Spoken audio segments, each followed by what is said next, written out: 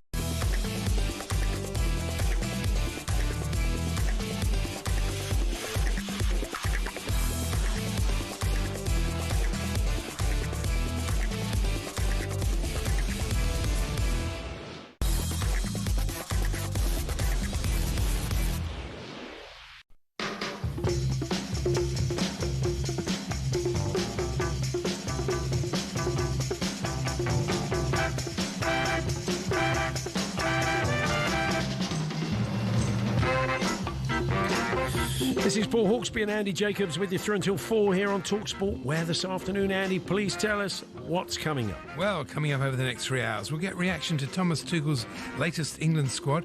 Plus, we'll bring you the manager's press conferences. Stan Collymore previews the Premier League weekend and gives his take on Villa's slow start. Slow start. You're getting very Dutch, aren't you?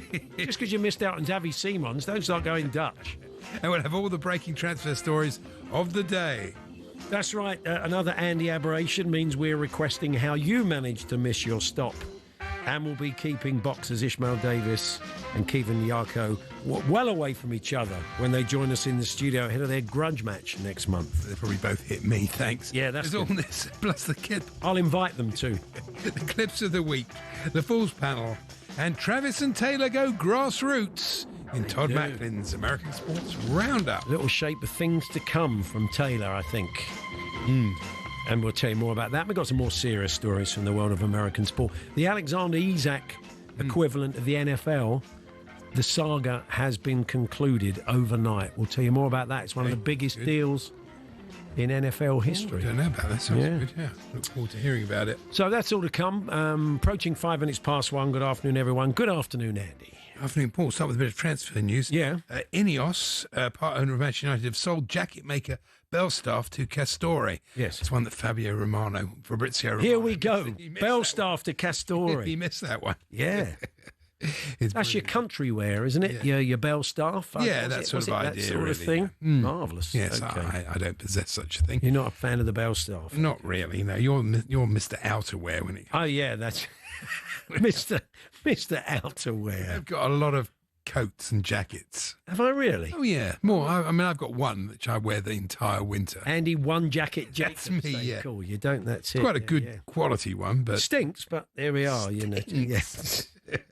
Now, yes. Before we get into the weeds of the football and everything else that's going on at the moment, Andy made and he's often quite willing to talk about his own stupidity, God bless him. Yeah. And he was telling myself and our production team how he managed to miss his stop the other day. And it's the sort of thing you'd imagine a 12-year-old girl to do, but bear with us.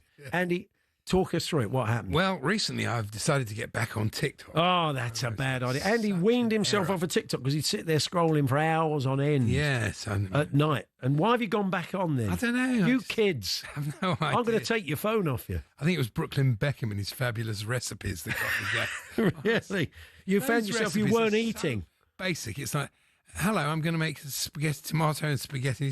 I put some tomatoes in a pan. Yeah. And then I'll put some spaghetti in a saucepan. I'll boil it up and I'll put the two together. Tremendous. I don't really need you to tell me. If you could get away with it, Andy, you do that as well. If you want to get sort of 20 million hits off the back of that, making student dinners. Pretentious, isn't it? It's not true, is it? He's just not a chef.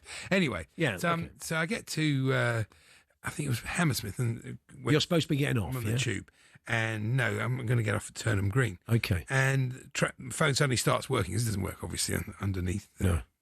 Underground, yeah. Underneath. So I go onto TikTok and I get into it and I start flicking away.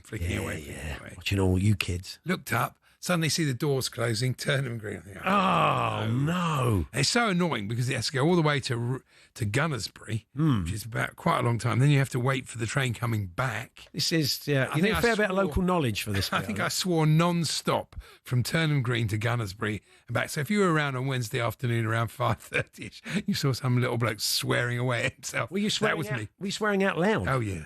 Oh, that's not good, is it? I call myself the worst names under the sun. You're sitting there calling you idiot. You're doing all well. Yeah, worse than you idiot. But basically that. But you were saying you that... absolute is what I call myself. Were people getting up and moving away from you? I would have done. There's a little fella sitting there during rush hour calling himself names. I'm getting up and moving. And I am my worst critic, really. But, it's so stupid. Oh, yeah. But never mind. What can you do? If the reasons why you missed your stop. If you I know how to make spaghetti and tomato sauce now. That's well done. Good old Brooklyn, he's got you on side. So let us know if you've got some weird and wonderful reasons how you managed to miss your stop. Maybe it was even costly. That could be on the motorway, or that's a whole lot more dangerous. Yeah. We've all done that though, haven't we? We've switched off. You're listening to something on the radio, listening to something talkSPORT, and you're not concentrating. Next thing you know... Oh, you've missed your turn. Yeah, next junction, and it won't take long. When's the next... Oh, it's 12 miles. It's really annoying. Put 24 miles on your trip. So whether it was public transport or not, talksport.com/H&J.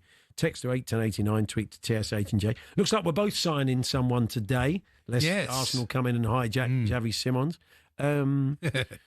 The Garnacho, you pleased with him? I think he's a good player. I've always been a fan. I'm very pleased with him. I've always liked him. I think he's a very good player, and I think Stan doesn't. It's going to be an interesting chat with Stan Collymore because he doesn't think he'll do well at Chelsea.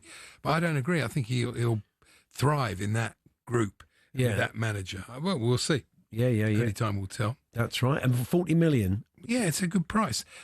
Simons is an interesting one. I mean, Chelsea have had him on the go all summer. Why do you think they? I mean, why haven't they signed him? I think it's money more than anything else. They haven't been able to get rid of Jackson. Yeah, and all right, they could loan him, but that doesn't really help them. What they want is money for him. So, yeah. So I think unless they get that in, that might be it for the business transfer. From a footballing point of view, our own Kevin Hatchard, who's seen a fair bit of him, Kevin said he's slightly concerned, what he's saying on social media, he's slightly concerned about the physicality of the Premier League. He does get he gets kicked a lot in the Bundesliga. We'll see how he fares. I mean, there's something about buying, that's the thing about Garnacho, he's Premier League ready. Yeah. And you can see with players, I've seen it, you see it all the time, players playing Chesko, for example, and even Gyökeres had a good game last week, but there's going to be a period of adjustment. No, there is, and that's the thing. If you're buying oven ready like Gibbs White and Ezra and stuff, they just hit the ground running. But I mean, on the face of it, I think Spurs have got a good player, 50 million, and he'll probably get to play at 10 where he wants to play. Whereas at Chelsea, there's a lot more competition for that position, and maybe it's the thought of being an important starter. And they did overplay Palmer, though. You can see that now with the injury he's got. They have been overplayed. So there's just a couple of the transfer stories. There's plenty of other stuff going on, and Ben Jacobs, as always, will be joining us a little bit later on to chat about more news of the Beckhams. Oh, yeah, more? Okay, well, we can't get enough of the Beckhams. Kind of intrigued me. I mean, Victoria Beckham's financial figures for her business were fantastic. What business is she in? Not waste management. No, fashion. Oh, fashion, yeah. Fashion and cosmetics. Nice, yeah. And somebody was commenting on it, and this was the bloke that was commenting, board director David Belhassan. Oh, yeah. And I was thinking, that must cause quite a lot of confusion around the Beckhams. I mean, David is David, so you can't call him David. You can't call him DB, even though his name's David Belhassan. You call him DB7. Belly, I suppose you call him. Yeah, this could be worse. I'll take it. I have no idea. How often do you think the David Beckham, David Belhassan confusion happens on a daily basis? I say quite often. So suddenly someone is summoned to Victoria's office. Yes. And in walks the old man. And she says, I didn't want you. I wanted David Belhassan. They'll go, oh, what's she like? It's the old David Belhassan, David Beckham confusion all over again. When will it stop? Imagine it has caused some confusion. Yeah, well, look, don't let it keep you up at night. Certainly don't let it make you miss your stop next time, drilling down into the Belhassan Beckham confusion. You must have done this story yesterday about the Yeovil Town player who got a sack of potatoes. Yeah, we did it off the back of a team in Austria. The guys on Sweeper talked about a team in Austria, and a guy got was it a bag of flour? Well, Josh Sims got a sack of potatoes for scoring the club's first goal of the season. We thought it would be a great sort of FIFA award for the best dive of the year. What, a sack of potatoes? Yeah, so you'd get if you did the worst dive of the year and got a yellow for it, and the ref told you to get up. The best one in world football would be given. Gianni Infantino with a sack of potatoes. We said we get Howe Robson-Kanu to join, and we get a big bag of Albert Bartlett's. That would work. Yeah, that'd be anyway. We didn't get a lot of traction. No, well, fair. Well, we got an England squad out as well in the last hour or so. Faye Carruthers, our England correspondent, had time to digest the squad, as have we. And so we're going to catch up with Faye very shortly once again. I've been so unimpressed with Tuchel, I can't tell you. And so therefore, my sort of enthusiasm for all of this is not great. I'm sort of quite worried about him in the World Cup. Really? I just don't think he's the right bloke for the job. I hope I'm wrong. Well, I hope you said that about Gareth, and he didn't do too well, that's true. That's very true. So I was wrong very high standards. Well, I'm very wrong about a lot of things. Well, you are. I am. Yeah. I'm proud of that. Yeah. At least I don't claim to be an expert on anything. But I don't. What are you even doing on talkSPORT? I have no idea. Anyway, to get in touch, as we said, we're interested in some of the reasons why you managed to miss your sport. I said, your sport, I'm doing it now, miss your stop. 03717 223344. talkSPORT.com, text 81089, tweet TSH&J. Yeah, Faye joins us, Ben Carruthers on transfers. Ishmael Davis and Kevin Agyarko, they're fighting in Windsor Park in Belfast in a couple of weeks. It's fair to say they don't get on. They're coming into the studio with us. Thankfully, the new configuration means that I'll be sitting next to one of them and Andy will be sitting next to the other. And in the aisle here will be a couple of burly bouncers. So if they start climbing over the desk, we'll see what happens. But, yeah, there's not a lot of love between the two of them. But they're going to tell us about their fight. It's on the undercard of Crocker Donovan, but such has been the grudge match building up to it. It's quite the fight. So we'll be chatting to the boys when they join us later on. Yep, Stan Collymore, we're going to try and get to the bottom of what he thinks is down to Villa's slow start. And a late addition, Tim Vine, comedian, has written a football song for his beloved Sutton United in the National League. And he has made an Elvis film starring himself as Plastic Elvis, which I think premieres tomorrow. It's a work of art. And we'll be catching up with Tim for a bit of a football chat more later on. Plus, the clips of the week are back, of course. Todd Macklin, we'll hear from all the gaffers. And we'll hear from Thomas Tuchel as well at 2 o'clock. We'll take that press conference for you live a little bit later on. So another busy show as always. To get in touch on anything at all, 03717 223344, talksport.com/H&J, text to 81089 or tweet to TSH&J. We're here as always with our good friends at Toolstation and their award-winning Hawksbee lawnmower range in-store, on the app and online. Next stop, Toolstation.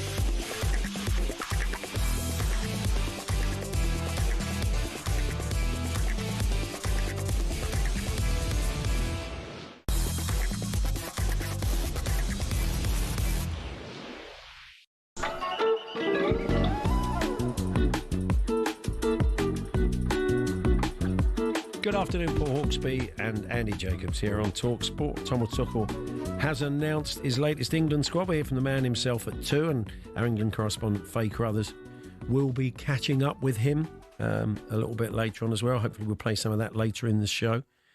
So we've all had time to digest it since the news broke. Faye joined Sam and the guys earlier on. But she's back with us now. Hi, Faye. Hello, how are you both doing? Yeah, good, thanks. It's probably worth reminding people who've just joined us of some of the headlines from this announcement. Yeah, I always like to go positive first, which is not necessarily the way it usually happens. But let's talk about the youngsters that have been brought in. Adam Wharton, first time he's been included under Thomas Tuchel. Elliot Anderson of Nottingham Forest, first time he's been included. Jed Spence as well. And Thomas Tuchel actually on England's social channels has been talking about those players, and Tino Livramento as well, saying how impressed he was with them in the under-21 European Championship. Of course, they won their second title in a row, and impressed with all of those characters. Talked about Jed Spence being able to play on both sides. Interestingly said he's in good shape.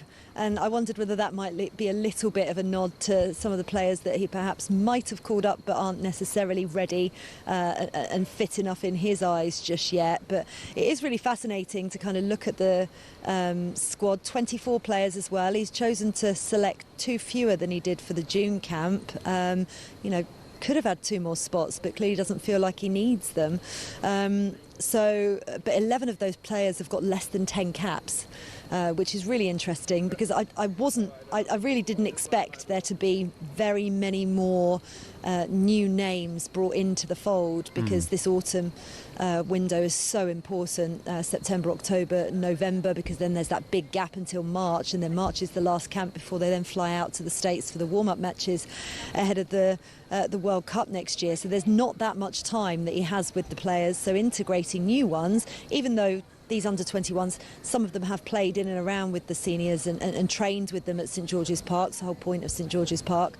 So they do know who they are, at least, and know their characters. But that's interesting. And then it's also interesting who's been omitted. The big headline is Trent Alexander-Arnold. There's been a lot of, suggestions that he's not fitting in at Real Madrid as comfortably as maybe we thought. He did start that first game, but not the second game. So he's not in. Conor Gallagher, rumours potentially that there could be a move for him coming away from Atletico Madrid and perhaps going back to Crystal Palace. He was included in the last squad, and that midfield position is the key position alongside Declan Rice that they're trying to sort out at the moment. No Conor Gallagher. He's opted for the 2 youngsters instead to see what they can do. And then no Ivan Toney, which was the big news of the last squad as well. Marcus Rashford comes back in. No Phil Foden. There's just so many headlines. I feel like I could go through the entire squad, and there's a story in there without a doubt. I wonder, Faye, if there's a few players. The timing of this is interesting with the window still open. There could be a few players, maybe someone like Harvey Elliott, who's looking at a couple of under-21 teammates getting into the full squad, thinking, you know what, next 48 hours, I've got to be playing regular football if I want to have any chance of making a World Cup. Yeah, absolutely. Yeah, look, that is going to be key. Window shuts on Monday. Of course, you can hear all the transfer goings on across talkSPORT over the weekend. So many more deals to be done. Players needing moves in a World Cup year. It's always really fascinating to see the transfer window in a World Cup year, and will be even more so in January as well. But yeah, I think there's a lot of flex to come, and maybe October's squad we will see a little bit more settled, perhaps. Yeah, he's under pressure, I think, Tuchel, already, because it's been completely underwhelming so far. It's hard to think of a good performance. Against Andorra, obviously they'll be expected to win, but they need to win well. They need to play well, and that we haven't seen that, have we? We all know we've got great players who do well in the Premier League and do well in the foreign leagues, but thus far I haven't seen anything that makes me that excited. It's really tough. You tend to see the best football at a tournament, although we didn't necessarily see the best football at the last tournament England played in. So then you're looking at the games coming into it, and you're not necessarily playing against opposition that lends itself to that. You know, we know how hard Serbia were to break down. You know, we had that opening game against them in Euro 2024. I think that's the game that we're going to learn the most out of this England squad from, potentially. That's the tricky one out in Belgrade, where we'll be in a week's time. The Andorra one is the one, you know, and Thomas Tuchel, as Gareth Southgate used to in his tenure as well, always plays down, you know, the fact that we expect to roll over these so-called minnows, and it isn't actually that easy. But it's been a problem that England have had a lot, because we're all focused on the performance. We want this kind of swashbuckling, you know, bunch of players, as we know they can do and what we know they can do in the Premier League, to then bring that to the international stage. It just doesn't work like that. They don't play together often enough, and so I think we need to temper our expectations a tiny bit. Equally, I think it's fair to say, bearing in mind where this England side have got themselves to in the last few tournaments, that expectations are high for a reason, because we know the potential that is there. You then bring in a world-class coach in Thomas Tuchel, and you think that is the recipe. It's just going to take a little bit of time, I think. Are they getting together on Monday, Faye, the squad? Yep. Obviously the window that's usually what they do. Yeah, window's still open. It just makes me think some managers don't like all that going on. There aren't that many players looking at the squad that could. There was some talk about Morgan Rogers, but I'd be very surprised. So that shouldn't be a distraction. Just a word on Jed Spence, who I've seen a fair bit of recently. I don't think he'll let himself down. He's someone who actually relishes a battle. He loves defending. It's very interesting. So many defenders now looking to invert. They're looking to do this, that and the other. They're looking to get forward. He loves a one-on-one. And I'm not making a comparison, because he was one of the very best of all time for England in that position. But he's a bit like Ashley Cole. He loves a match-up. He loves taking on a winger or a wide player. And he relishes the battle. So I don't think if he gets a chance, he won't let himself down. No, I'm sure he won't. Tenacious as well. A fascinating player, and what was interesting listening to Thomas Tuchel speaking before the press conference in some of the media that he did on the England social channels is that he was most impressed with how he was in the Super Cup against PSG. He was very impressed with that performance in particular, and the end that he had to last season, as well as the beginning of this season as well, albeit we've only had a couple of games obviously. But yeah, I think he, you know, that both sides are still up for grabs, essentially. There's no Kyle Walker. That was one of the big omissions that I didn't bring up. Obviously, he's made his move to Burnley. He's only 4 caps short of a century. He's desperate to get there as well, but there's so many right-back options. When I've spoken to Tino Livramento before, he's always said to me that he'd prefer to play on the right, but he can play on the left, and that is the problem position. So if Jed could potentially, you know, cement the left back position, you know, that would be quite impressive, because he can play both sides. So yeah, I think the opportunity is there. This is where you need these younger players and players who are coming in for the first time to really grab the opportunity with both hands. Well, we let you get in there and hear from Thomas Tuchel. I know you're going to have a bit of one-on-one time with him, and we'll play some of that out later on as well. Thank you, Faye. Brilliant. See you soon. There we are. Faye Crothers, our England correspondent outside Wembley, and said we'll hear from the manager at 2. Very noisy, wasn't it, outside Wembley? Oh, yeah, it's all happening outside dogs. Wembley. Yeah. Big shopping centre nearby, isn't it? Everybody does their shopping. Yeah. Kids still off school, aren't they? There's lots of kids there playing about. Anyway, we're talking boxing in this hour. And also Ben Jacobs joining us he won't be joining us in the studio. He's going to join us down the line. They'll look at some of the big transfer stories of the day that are breaking. That's all to come. As we asked you this afternoon for some of the reasons why you managed to miss your stop or your turn off after Andy missed his station, then sat there swearing at himself on the train after he got stuck into some TikToks videos that he could, like a child. Anyway, talksport.com, text 81089, tweet TS18J 03717 223344. We'll get the news headlines next.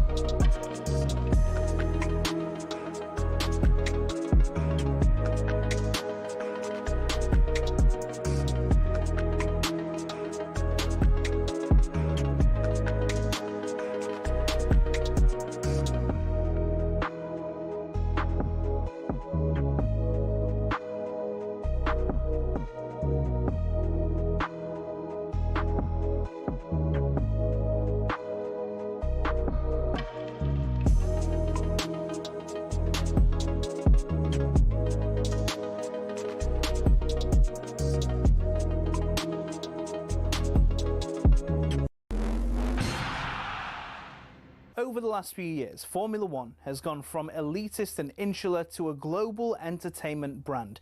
The transformation's down to American investment group Liberty Media, who cultivated a new image for the sport since buying it in 2016.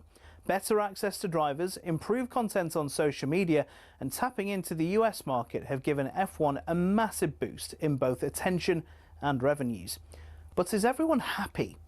The fans certainly are, as evidenced by Drive to Survive. Almost 7 million people per season have tuned in to get all the gossip and all the drama from the paddock. The extra exposure means the drivers can demand a higher salary too. In 2010, the top drivers were earning $20 million a year, which isn't bad. But now, the very best earn 3 times that, with Max Verstappen getting a whopping $65 million in 2025. But money doesn't always buy happiness. Some drivers, including Verstappen, don't like the pageantry the changes have brought about. In Las Vegas in 2023, Verstappen said the drivers were made to look like clowns, and the event was 99% performance and 1% race. Some purists who still watch the sport feel the same, and that the spirit of competition has suffered. But Formula One and Liberty Media don't look like slowing down anytime soon. So expect more races, major events and exclusive access in future.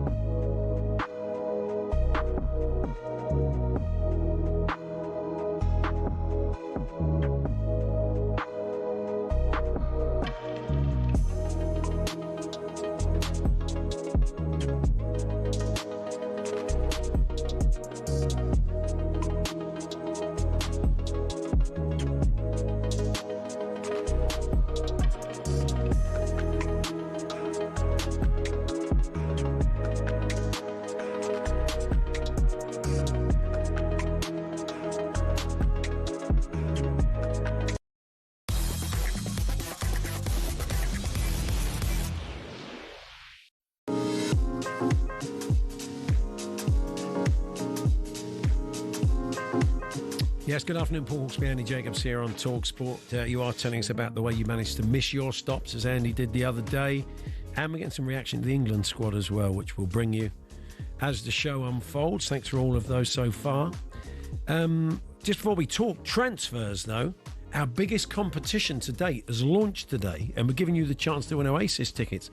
That's a whopping 25 grand. Two lucky winners, not one, but two, will win a pair of Oasis tickets when they return to Wembley on the 27th of September. Plus, that's not all. Alongside the tickets, we're giving you the chance to win a whopping 25 grand. For all the details on how to enter this amazing competition, listen up right now.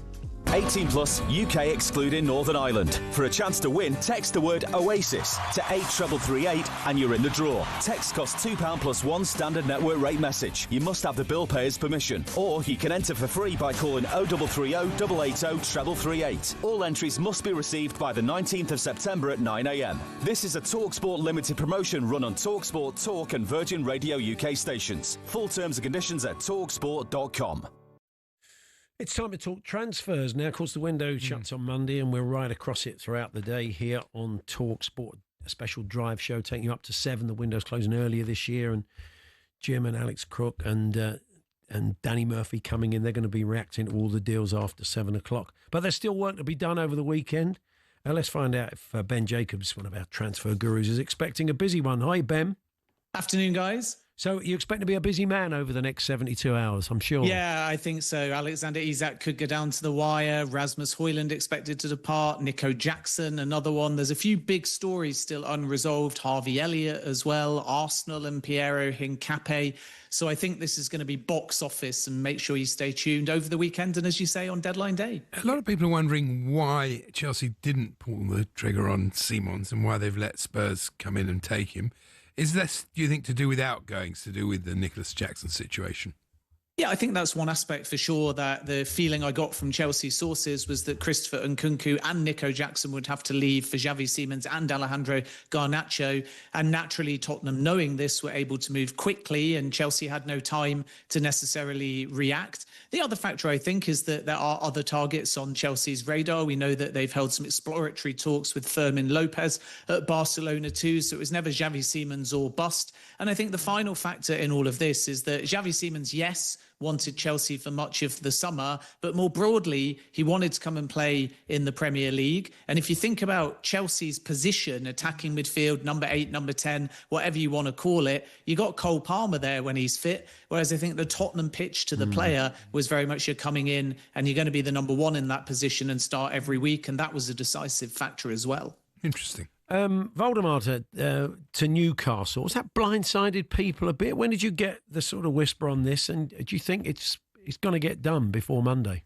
Yeah, absolutely. I mean, the player's already there formalising the move. There's a full club-to-club agreement. It's 75 million euros and 5 million in add-ons. And we got wind of this in the last 24, 48 hours. But Newcastle sent a secret delegation, as secret as you can during a transfer window, to Germany. They tried for him earlier in the window. Bayern then had a few bids rejected. But Newcastle have gone big. They've paid a club record fee. And the feeling is that officially, the first one in, regardless of profile, is a replacement for Callum Wilson. But practically, this is a big money signing who expects to start every week. And his profile is far more similar to Alexander Isak than it is to Callum Wilson. So, of course, Newcastle, and we have to respect the position, may say one more attacker and then we'll do business with Liverpool for Alexander Isak. But if you look at the profile, this is basically an Alexander Isak replacement. And that's why I would imagine that Liverpool takes some encouragement from this. But regarding Isak, if the asking price is 150 or maybe even 130, I wouldn't expect Liverpool to do a deal. If it drops to about 120, I think Isak will leave between now and the end of the window. Yeah, Liverpool's strategy will be interesting, won't it? How they approach it now, because if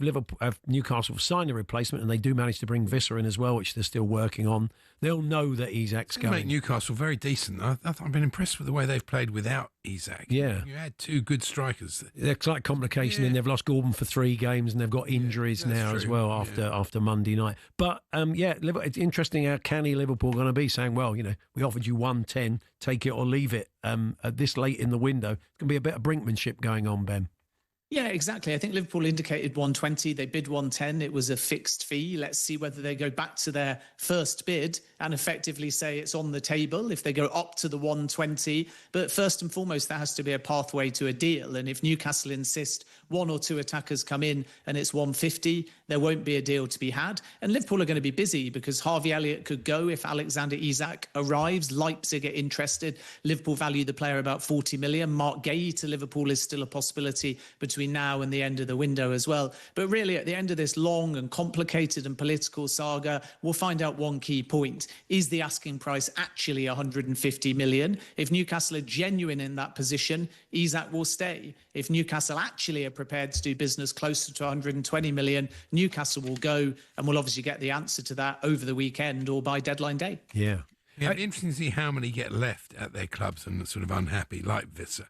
Will he still be at Brentford? You know, it seems unlikely, but... Yeah. You know. Would you be surprised, Ben? You kind of feel that the way that one's been heading, they're going to get that one done?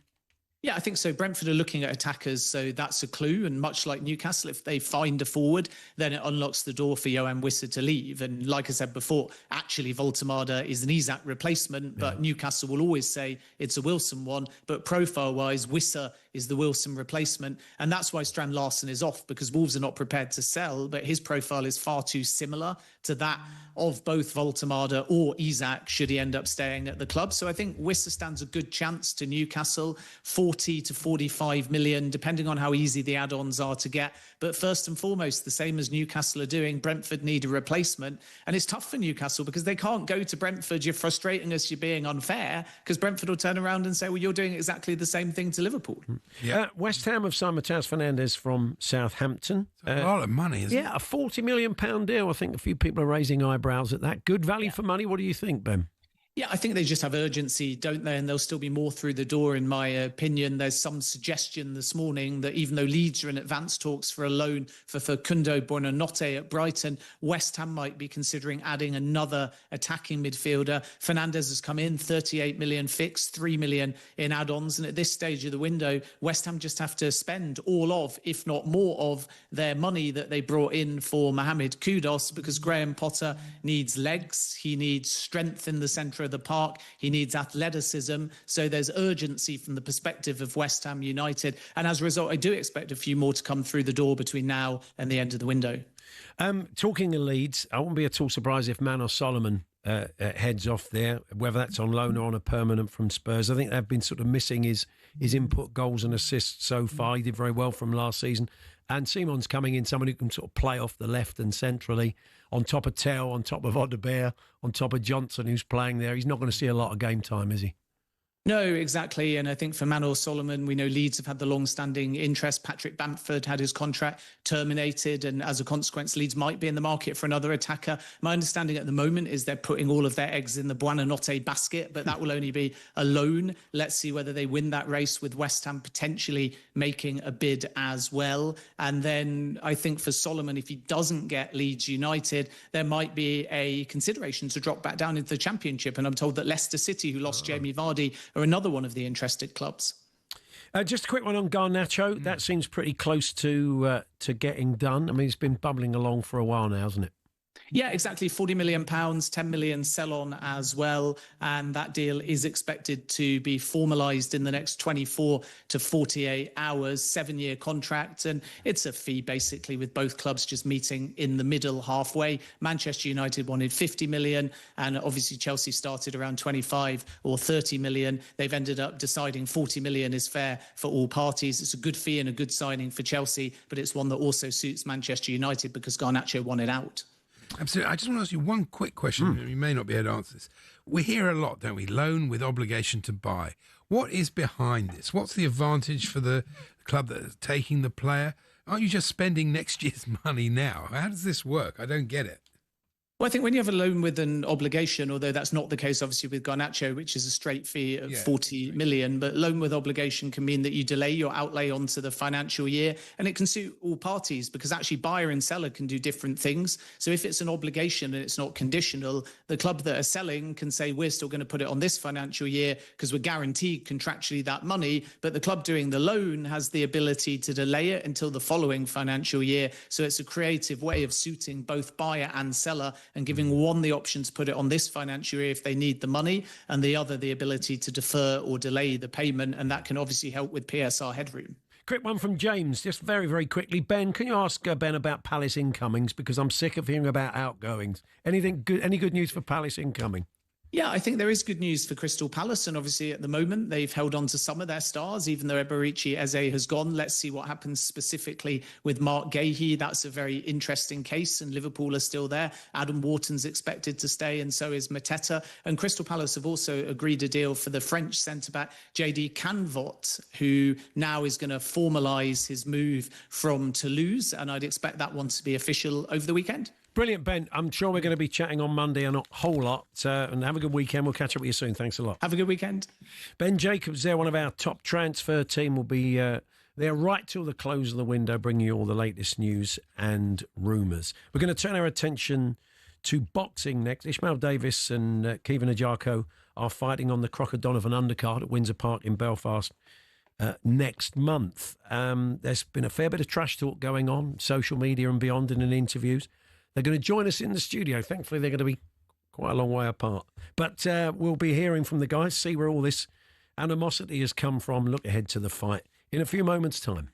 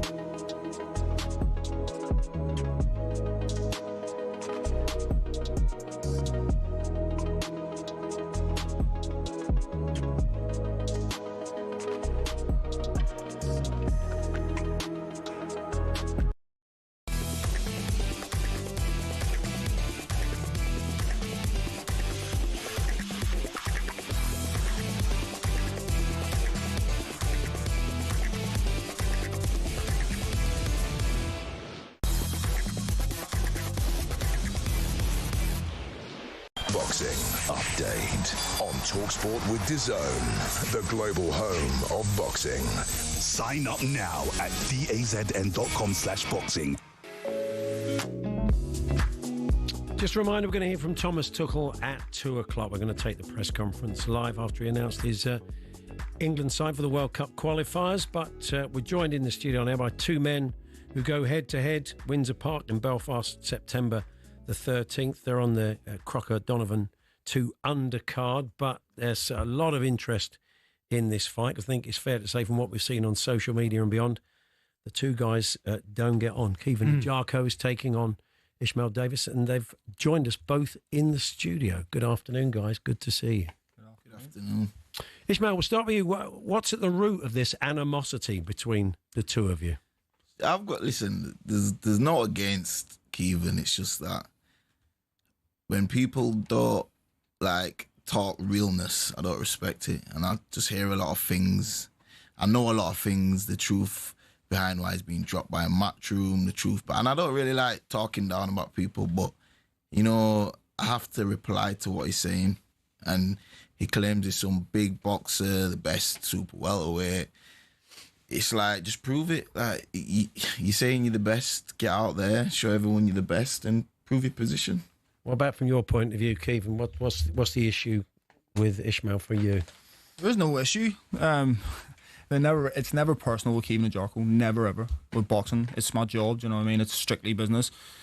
Ishmael called me out after the Troy Williamson fight. I understand it. That's boxing. At the time, it didn't make sense for me, and I was number 6 in the world, number 4 now, and I didn't see the value in fighting somebody that wasn't ranked. And it was no disrespect to Ishmael. Ishmael went before this fight, said that this is personal, and then in his clip the other day on Matchroom, he's saying it's nothing personal. So I get it. It's mind games. It's whatever they want. This Kevin Agyarko get dropped by Matchroom is absolute nonsense. Listen, look, can I just say something?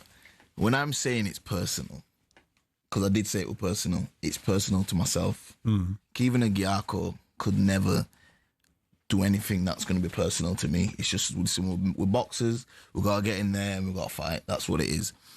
But because of my last 2 fights, which I took on short notice, daring to be great, and I lost them, I owe it to my kids, I owe it to myself, so it's personal to me. It's never personal towards any boxer because it's just boxing, and I'm doing something I love, so it's not personal, man. But another thing I wanted to point out is, Kevin, you were talking about you don't lose short notice fights. But the Ryan Kelly fight, you only got that because I was injured. And you fought 2 weeks before it. So you're already in a fighting fit position. And plus, the level of Ryan Kelly and Josh Kelly and Boachuk is totally different. And I know for a million% fact, all the money I have, I could bet on it. You would never take them fights. I would never take them fights? Never on short notice. No, I agree. Exactly. I agree because I'm not stupid enough to put myself in a position to only fight for money. I do it because I want to become. I'm not fighting for money, and that's what your brother. Is it your brother that's been commenting saying I'm fighting for money? Kevin, you know me. I'm not going to start getting into the sparring stories, but you know what I bring. It's going to be a hard fight for you, mate.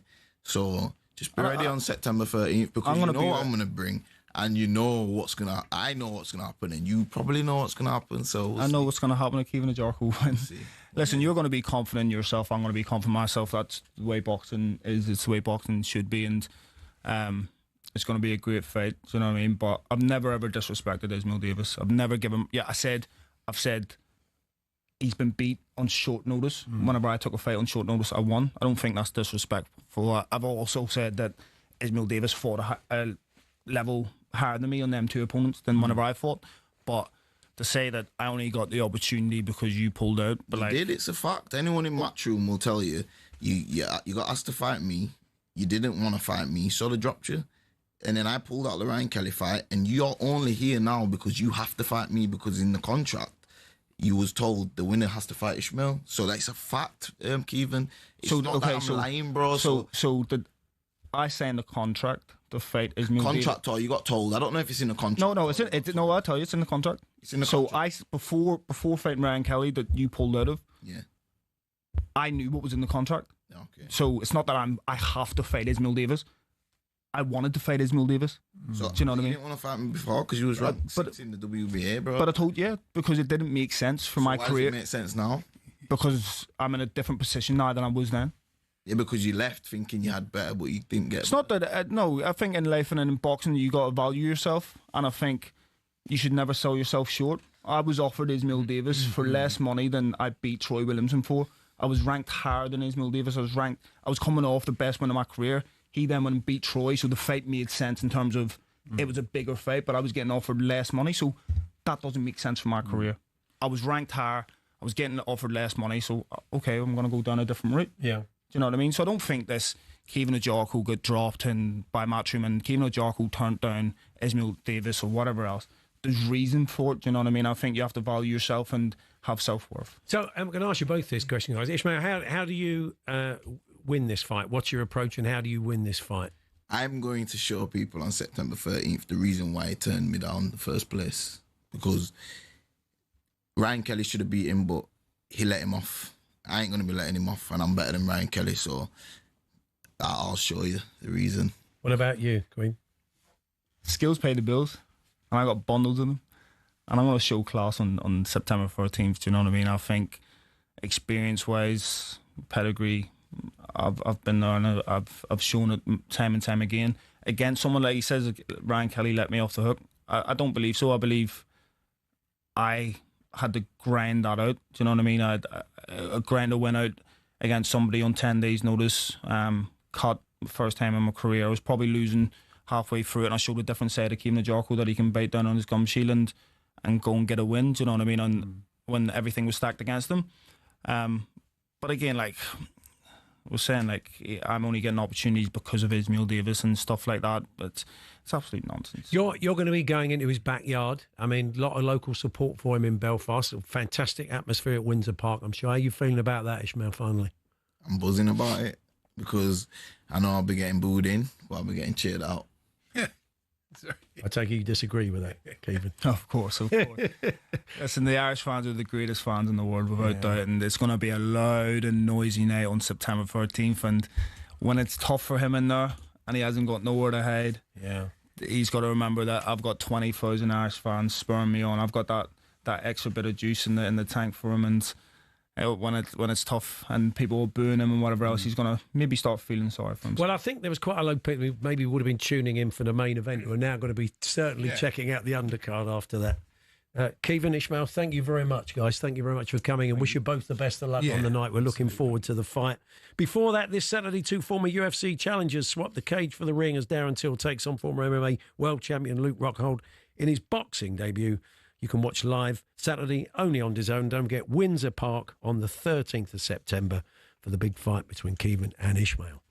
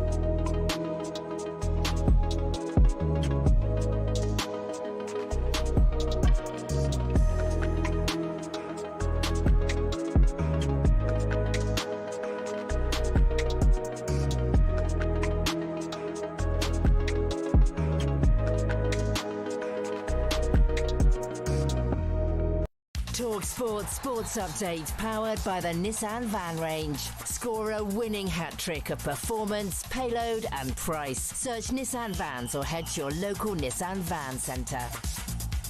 A very good afternoon. I'm Amelia Beltrao. Elliot Anderson's made the latest England squad, but Trent Alexander-Arnold is out. Marcus Rashford and Adam Wharton have also had the call-up. You can find the full squad list at talksport.com and stay tuned for that press conference with Thomas Tuchel. Spurs have entered the race for City's Manuel Akanji, while Liverpool remain interested in signing Mark Gay before Monday's deadline. And some highlights from the Europa and Conference League draws. Dynamo Kyiv are among Crystal Palace's opponents. Nottingham Forest will face Malmo, a repeat of the 1979 European Cup final. And Aston Villa will play Fenerbahce, who won't be managed by Jose Mourinho because they've sacked him. talkSPORT weather with QuickFit. With a huge range of premium brands available, we've got what you need to drive away happy every time. Visit your local centre or quickfit.com and book today. Heavy rain across the southeast, gradually clearing. Elsewhere, sunny spells and scattered blustery showers, possibly with a risk of thunder and hail.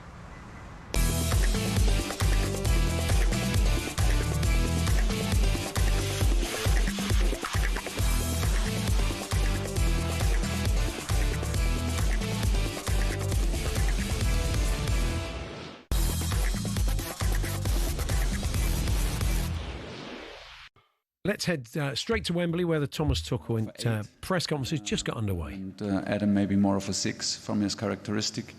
Both of them deserve it. They had a good start to the season. They have full rhythm, and it's time for more competition. It's time for a bit of fresh blood, and that's why they deserve to be with us.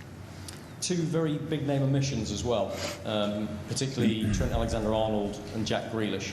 Can you explain your thinking about why those two aren't here? Yeah, of course I can. First of all, we decided for a tighter squad, for a bit more competitive squad. We didn't use all 23 players to make it more competitive to be in the squad. There is no doubt that I'm a big fan of Trent and of Jack, of both of their talent and of their personalities. They are big players. They will always be big players, and they will always be in the mix to be called up.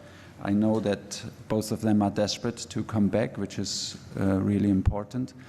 But for this camp, we decided on Trent's position for Reece and for Tino Livramento, simply out of competition. And we decided on Jack's position for Rashi, for Anthony, and for Ebbs. So the competition is up. They will stay in the mix. I know how desperate they are to come back, and from there we go. Thanks. Hi, Thomas. I think they can maybe have a bit more rhythm, like Jack is starting now to play again and has a huge impact already in Everton, which is nice to see. And for Trent the same. I think after a change of clubs, new country and whatever, it takes a bit of time to settle and find his rhythm. On the right back position again, no Kyle Walker. What's the thinking behind that decision as well? Same. I mean, I'm a big fan of Kyle. I tried to sign him several times in my career, and I know what he can bring to any team. He decided for a new challenge, settled in Burnley, is a key player there, and I admire him for his courage to do a step like this, to stay in the strongest league and to go for a completely new challenge in his career. But same reason, and same reason. Competition is on. Reece is, I think, on this position slightly ahead at the moment, due how he ended the season and how he played for us in the camps. Won the Club World Cup. Is a key player for Chelsea at the moment and did excellent for us. And the second place for this camp goes to Tino, and these are the decisions. So there had to be some difficult calls. These were some difficult calls for me, and we wanted to do it because we wanted a tighter squad and we wanted more competition to be in the squad. The last window came at a strange time in June and just before the Club World Cup. You said that you've made a tighter squad to change the feeling, and in competition competition. Are you expecting a different feeling during this camp because the World Cup feels like it's at the end of this current season? Not only because of the World Cup is coming in 1 year, but I expect simply a different, how did you say, different feeling, a different energy, because we simply have to play with a different energy and a different feeling. It's as easy as that. It's my responsibility to create it. I think we did it, first of all. We cut down the long list. We made the squad more tight and more competitive. So this is the starting point, and when the players arrive on Tuesday, we will make sure that everyone is aware that we have 2 important qualifiers to qualify, first of all, for the big tournament, and this is where the focus is. And for that, we have to play with a better feeling. We have to create a better feeling. We have to bring more energy. Kerry. Thomas, happy birthday. You got a lot of criticism over the summer for not selecting youth. Why was it so important to send those players out into competition instead, and what value do they get from that rather than being with the seniors? Whom do you mean, like the under-21s? Yeah. But see, it played out quite nicely, I would say. Like Elliot had a huge role in the Euros, has now a tournament experience, and was a key player for Lee, and was a key part of incredible success, and won the Euros. Adam was involved in the titles for Crystal Palace, then got a head concussion, otherwise he would also have been a part in this. And to give them this possibility to be involved in a tournament football had the priority at this very moment. For us, we still, I think we called 35 players in 2 camps, which was a lot. So we wanted to see as many players as possible, and to learn from the 2 camps, to have our experience, our observations, and then be able to create the squad for Andorra and for Serbia that we want to work with and we want to go forward. Now everyone is, it's everyone's duty to keep the place and to push and to show that he deserves to be in camp. Ezra's had a big summer as well, winning trophies and getting the 10 shirt for Arsenal. Do you think that's a role you could be useful for with some injuries in this camp? Ebbs? Yeah. Yeah, he was decisive for Crystal Palace in both finals. It's just, and he was amazing in both camps for us as a teammate and as a player. He showed all his potential. He was one of the players who had a very good camp, even in June, and showed his quality and showed what he can bring to any team. So it was a wonderful teammate on top of a very, very talented player. I think it was the right moment for him to go for a new challenge. It was the exact right moment to go for a new challenge. He decided and had the opportunity to join one of the most competitive teams in the country, and this can only be good for us. Thanks, Kerry. David? Nope. Hi, Ali from the England pod. John Stones has been named in the squad this time. How excited are you to have him in your squad for the first time? And was it a no-brainer that he would, as soon as he was available, essentially go straight back in? Yeah, for me, yes. John brings the whole package, unbelievable quality, highest quality, winner mentality. He knows what it takes, professionalism, being a good teammate, and on top of it, he's a fantastic character and a very polite and nice guy. So it was a no-brainer, actually. I'm very, very glad that he's back on the pitch, that he plays for City, that he has overcome his injury and hopefully can stay like this. I'm excited to have him back in camp. When it comes to the centre of defence, whether it's a pair or a three, but for the sake of it, let's say a pair, do you see this as important to pick 2 centre-backs that complement each other specifically with their set of skills? And if so, how do you analyse the 4 that you have in this squad in terms of right side, left side, ball winner, ball player, that sort of thing? For this camp, we decided on the right side for John and Ezri Konsa, and on the left side for Mark Gahey and Dan Byrne. Dan is a left footer and plays in this position in his club, And he plays on a very high level consistently in a very aggressive style for Newcastle, which we like. It's very active, even in defending. He's very active, very brave. He follows forwards in the opponent's half, plays man mark. He's more than happy and plays with a lot of self-confidence. So Mark plays in a back three. It's slightly different, but he played for England in a back four. He feels very comfortable on the left side as a right footer. So these are the two positions for this camp. And Esri played very strong season with Aston Villa, played a good Champions League campaign, and had two very good camps with us. And now the competition is also on for Esri. It's a bit of a slow start for Aston Villa, which can happen, but he was strong in camp. Maybe I have to mention a name, which was another difficult and phone call for Trevor Chalobah, because he also deserved normally to be with us after what he did for Chelsea. But I kind of like it. The competition is on. I don't like the phone calls, but I kind of like them, because it just shows we have players pushing and we have players fighting for a place in the squad, and that's exactly what we want. James. Hi, Thomas. I just asked you what the summer was like for you, because obviously you lost the last game, but you normally don't have to wait 3 months to put it right and play again. Yeah, it's a little bit long to dwell on a loss in a friendly match. I agree. On the other side, like once I digested and analyzed the loss, it was kind of a long summer for me. There were no transfers. There was no engagement with agents and players and club officials to organize the transfer period and the transfer window. So yeah, we used it to reflect, and I used the time to reflect on the first two camps. We invited a lot of players. It was a lot of observations.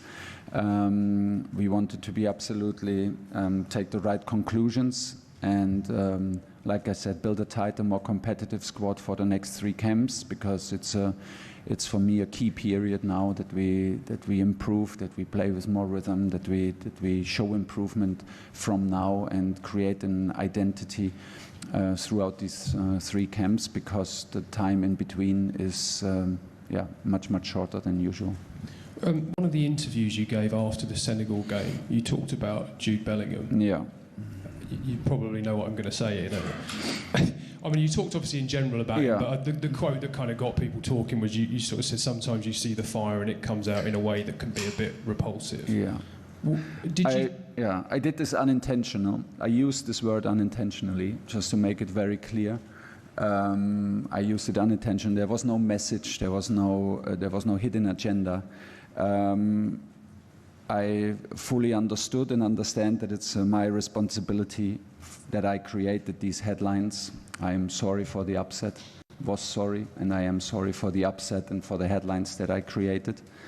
I'm experienced enough. I should have known better. I should have known better. I should have done better.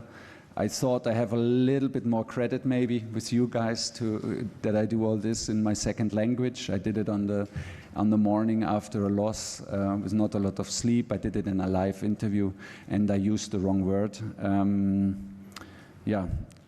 Again, it's my responsibility. I used the wrong word. I didn't want to use this word. I used it. I created the upset. It's my responsibility, but not more than that. I just ask you, did you speak to Jude about it? Yes, of course. I made straight away contact with him. Of course, I got in touch with him straight away.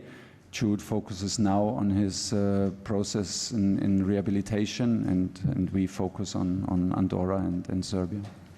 Henry. Thomas, hi. Just echoing Carrie's point, there was a sort of bit of a debate in the summer over the sort of the philosophy with which the under-21s played. They played with a lot of freedom in Slovakia. Is it difficult to take that philosophy when you step up into the sort of the cauldron of the senior team with additional pressure? Thank you. I'm not so sure what you mean. So just in terms of the under-21s, were praised for playing with a lot of freedom. They seem to be a fearlessness.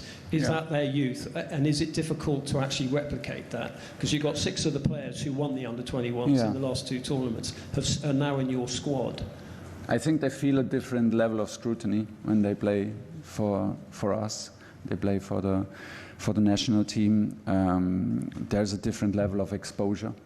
It's just like this. That comes with a different level of pressure and with a different level of being nervous and excited also.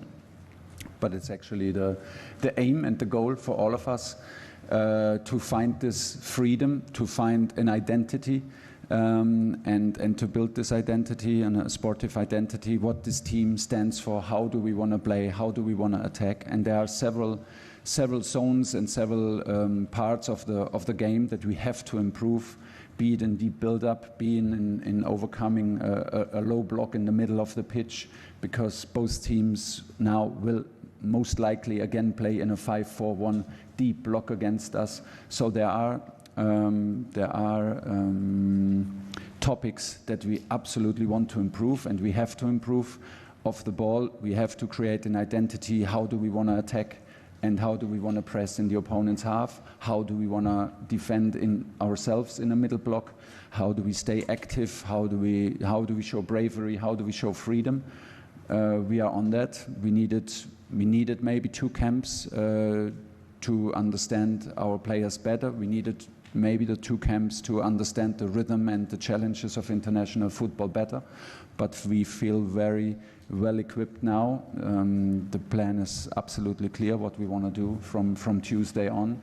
And hopefully spectators, you guys and people in the stadium can feel it that we go forward. But the aim is, of course, to replicate what Lee has done and play with freedom and play with hunger and win a title. That's Thomas Tuchel live from Wembley after he announced his squads for the Andorra and Serbia matches. And there was block comments. That's a good reason why you should have picked Jack Grealish, because he's very effective against that running.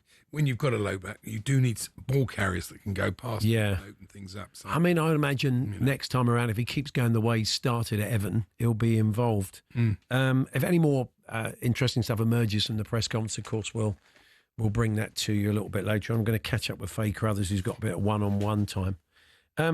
I thought his last comment was good. I mean, Henry Winter, our own Henry Winter, put in the question to him.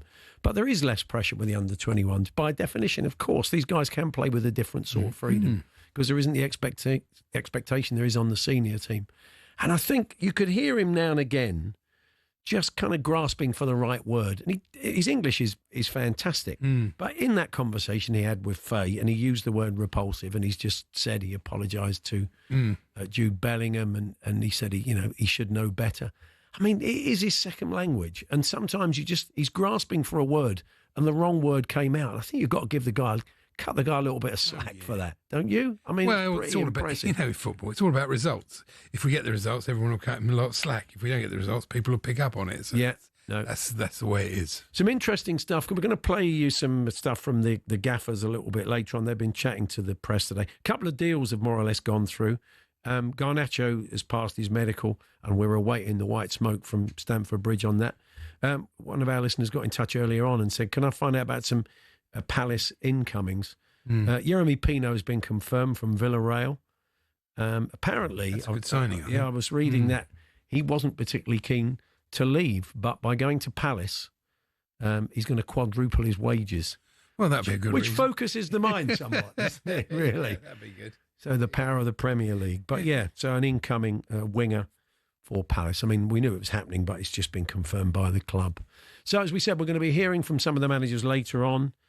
I can't actually quite find the quote now, but I'm sort of briefly paraphrasing something that... no, this is it. I found it now. Ruben Amorim's been chatting to the press today. Amongst the things he said is, sometimes I want to quit. Sometimes I want to be here for 20 years. Sometimes I love to be with my players. Sometimes I don't want to be with them. Sometimes I hate my kids. Really? I'm going to be like that. That is not going to change. Yeah, bye. Wow. It's not going to work. We'll have a chat with Stan Connell a little bit later on. He's going to be joining us to react to the England squad and look ahead to the Premier League weekend, and also join us for the Falls panel. We need one of you. We want you to be our panel beater today. These are the games we're covering.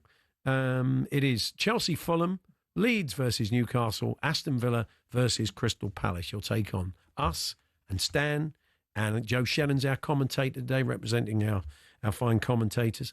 So give us a call now. We'll call you back. We'll need you about 25 minutes, and you don't need you for 10 minutes to predict the scores of Chelsea, Fulham, Leeds, Newcastle, Villa Palace. 03717 223344. That's 03717 223344. Give us a call, and hopefully we'll be chatting to you at around 2:45. So before Stan, we're going to be joined by friend of the show, comedian Tim Vine. He has written a song for his beloved Sutton United of the National League. Very good. And he's also made a film as Plastic Elvis. We'll play you a little bit of that as well. Tim's up next. We're here as always with Toolstation. This summer, shop Toolstation and the award-winning Hawksbee lawnmower range in store, on the app and online. Next stop, Toolstation.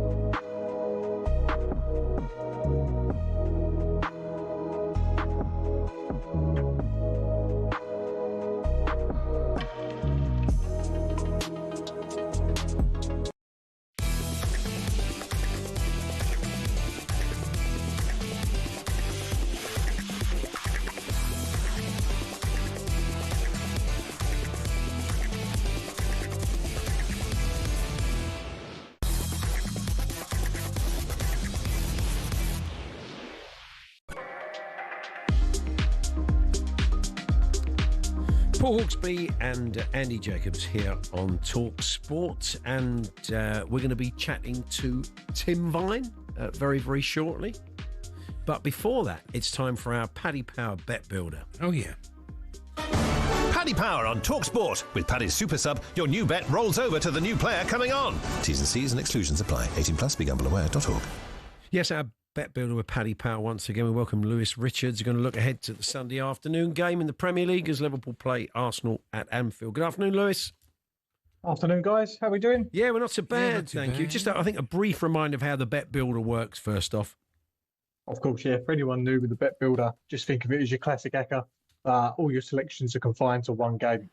So add as many legs as you want, choose from hundreds of markets, and don't forget Super Sub's there to assist you if it's needed. Good stuff. So I've kicked us off. He's made a pretty decent start in front of goal. I fancy another Ekatike goal anytime at the weekend. Yeah, he's really hit the ground running, hasn't he? A couple of goals and assists to his name already. I think the Arsenal back line will be his toughest test yet. But for the goals that he's done and the start that he's had, 17 to 10 for a goal at any time in this match does look a bit of value for me. Andy, I agree with you on this. What have you gone with? I've gone with a draw. I think it's going to be a very tight game. It's Liverpool just not hit their straps, and Arsenal did look pretty good last weekend, but they're away from home. It's at Anfield. So I reckon it'll be a draw. Yeah, that makes three of us. The score draw is 130.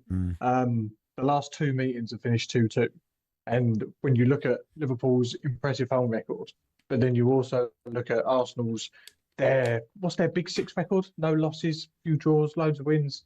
I'm exactly the same. Happy to sit on the fence for this game and call it a draw. Yeah, I think the producer has played pretty safe. She's an Arsenal fan. She's gone Yorkers to have 1+ shots on target. I can see that happening. Yeah, well, compared to both of your selections, this is very skinny at 4-11. But yeah, as long as he gets to start, yeah. You know, Liverpool's rather odd defending is probably going to continue. So there should be plenty of chances there for Arsenal to test Alisson during this game. So 4-11 for that one. The Paddy Power punters quite fancy Zubimendi to commit at least one foul, and I think they're on pretty safe ground there as well. Yeah, well, it is worth noting that the people's pick, if we didn't go for the score draw, over 45,000 customers have picked Liverpool to win this game. Oh, okay. So that would have been the people's pick, but we couldn't have it in this one. So, yeah, we've gone for this Zubimendi to commit one or more fouls at 2-9. It's another skinny one, but he's averaging 2 fouls, I think it is, at the moment, from the first 2 games. So top 2 favourites for the league, battling it out in this one. You know, there's going to be some tasty challenges, I think. You sound like you think it's going to be a bit narky, this game, your pick. I am so happy. Yeah, I will continue it with the fans' choice there and go over 4.5 cards at 23-20. Neither team's going to want to lose this game, which is just why I think it's going to be the draw as well. To put this into, there were 6 cards shown in Monday night's game that was really tasty with Liverpool versus Newcastle. So I think this is going to be around about the same. Good stuff. So cumulatively, Lewis, what are we looking at if this all comes off? So it's just over 32-1. So this would be £327 to the Attitude Foundation if we can get this one in today. Well, let's hope so. Excellent. Nice one, Lewis. Have a good weekend. All the best. And you guys. See you soon. There we are. That's Lewis Richards there from Paddy Power. That's Paddy's Bet Builder for today. Minimum odds 1 to 5 per leg. 18 plus. BeGambleAware.org. Paddy Power on talkSPORT. With Paddy's Super Sub, your new bet rolls over to the new player coming on. T's and C's and exclusions apply. 18 plus. BeGambleAware.org.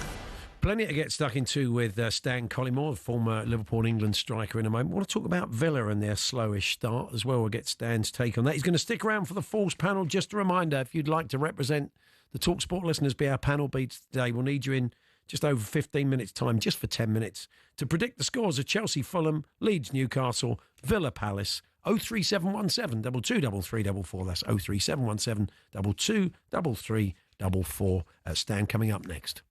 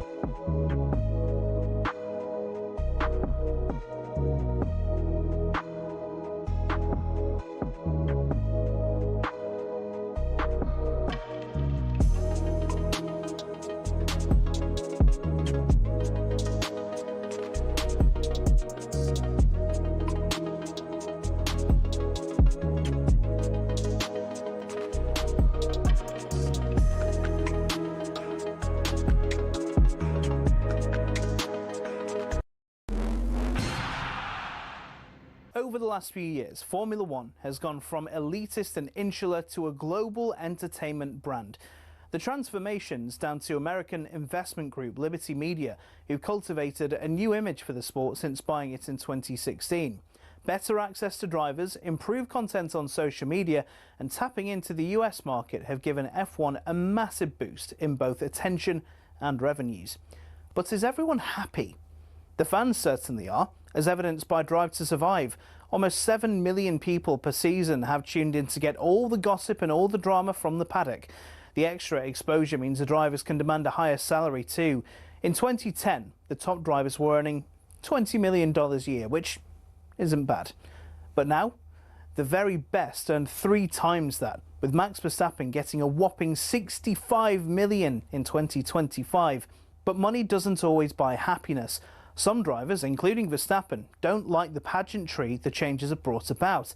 In Las Vegas in 2023, Verstappen said the drivers were made to look like clowns, and the event was 99% performance and 1% race. Some purists who still watch the sport feel the same, and that the spirit of competition has suffered. But Formula One and Liberty Media don't look like slowing down anytime soon. So expect more races, major events and exclusive access in future.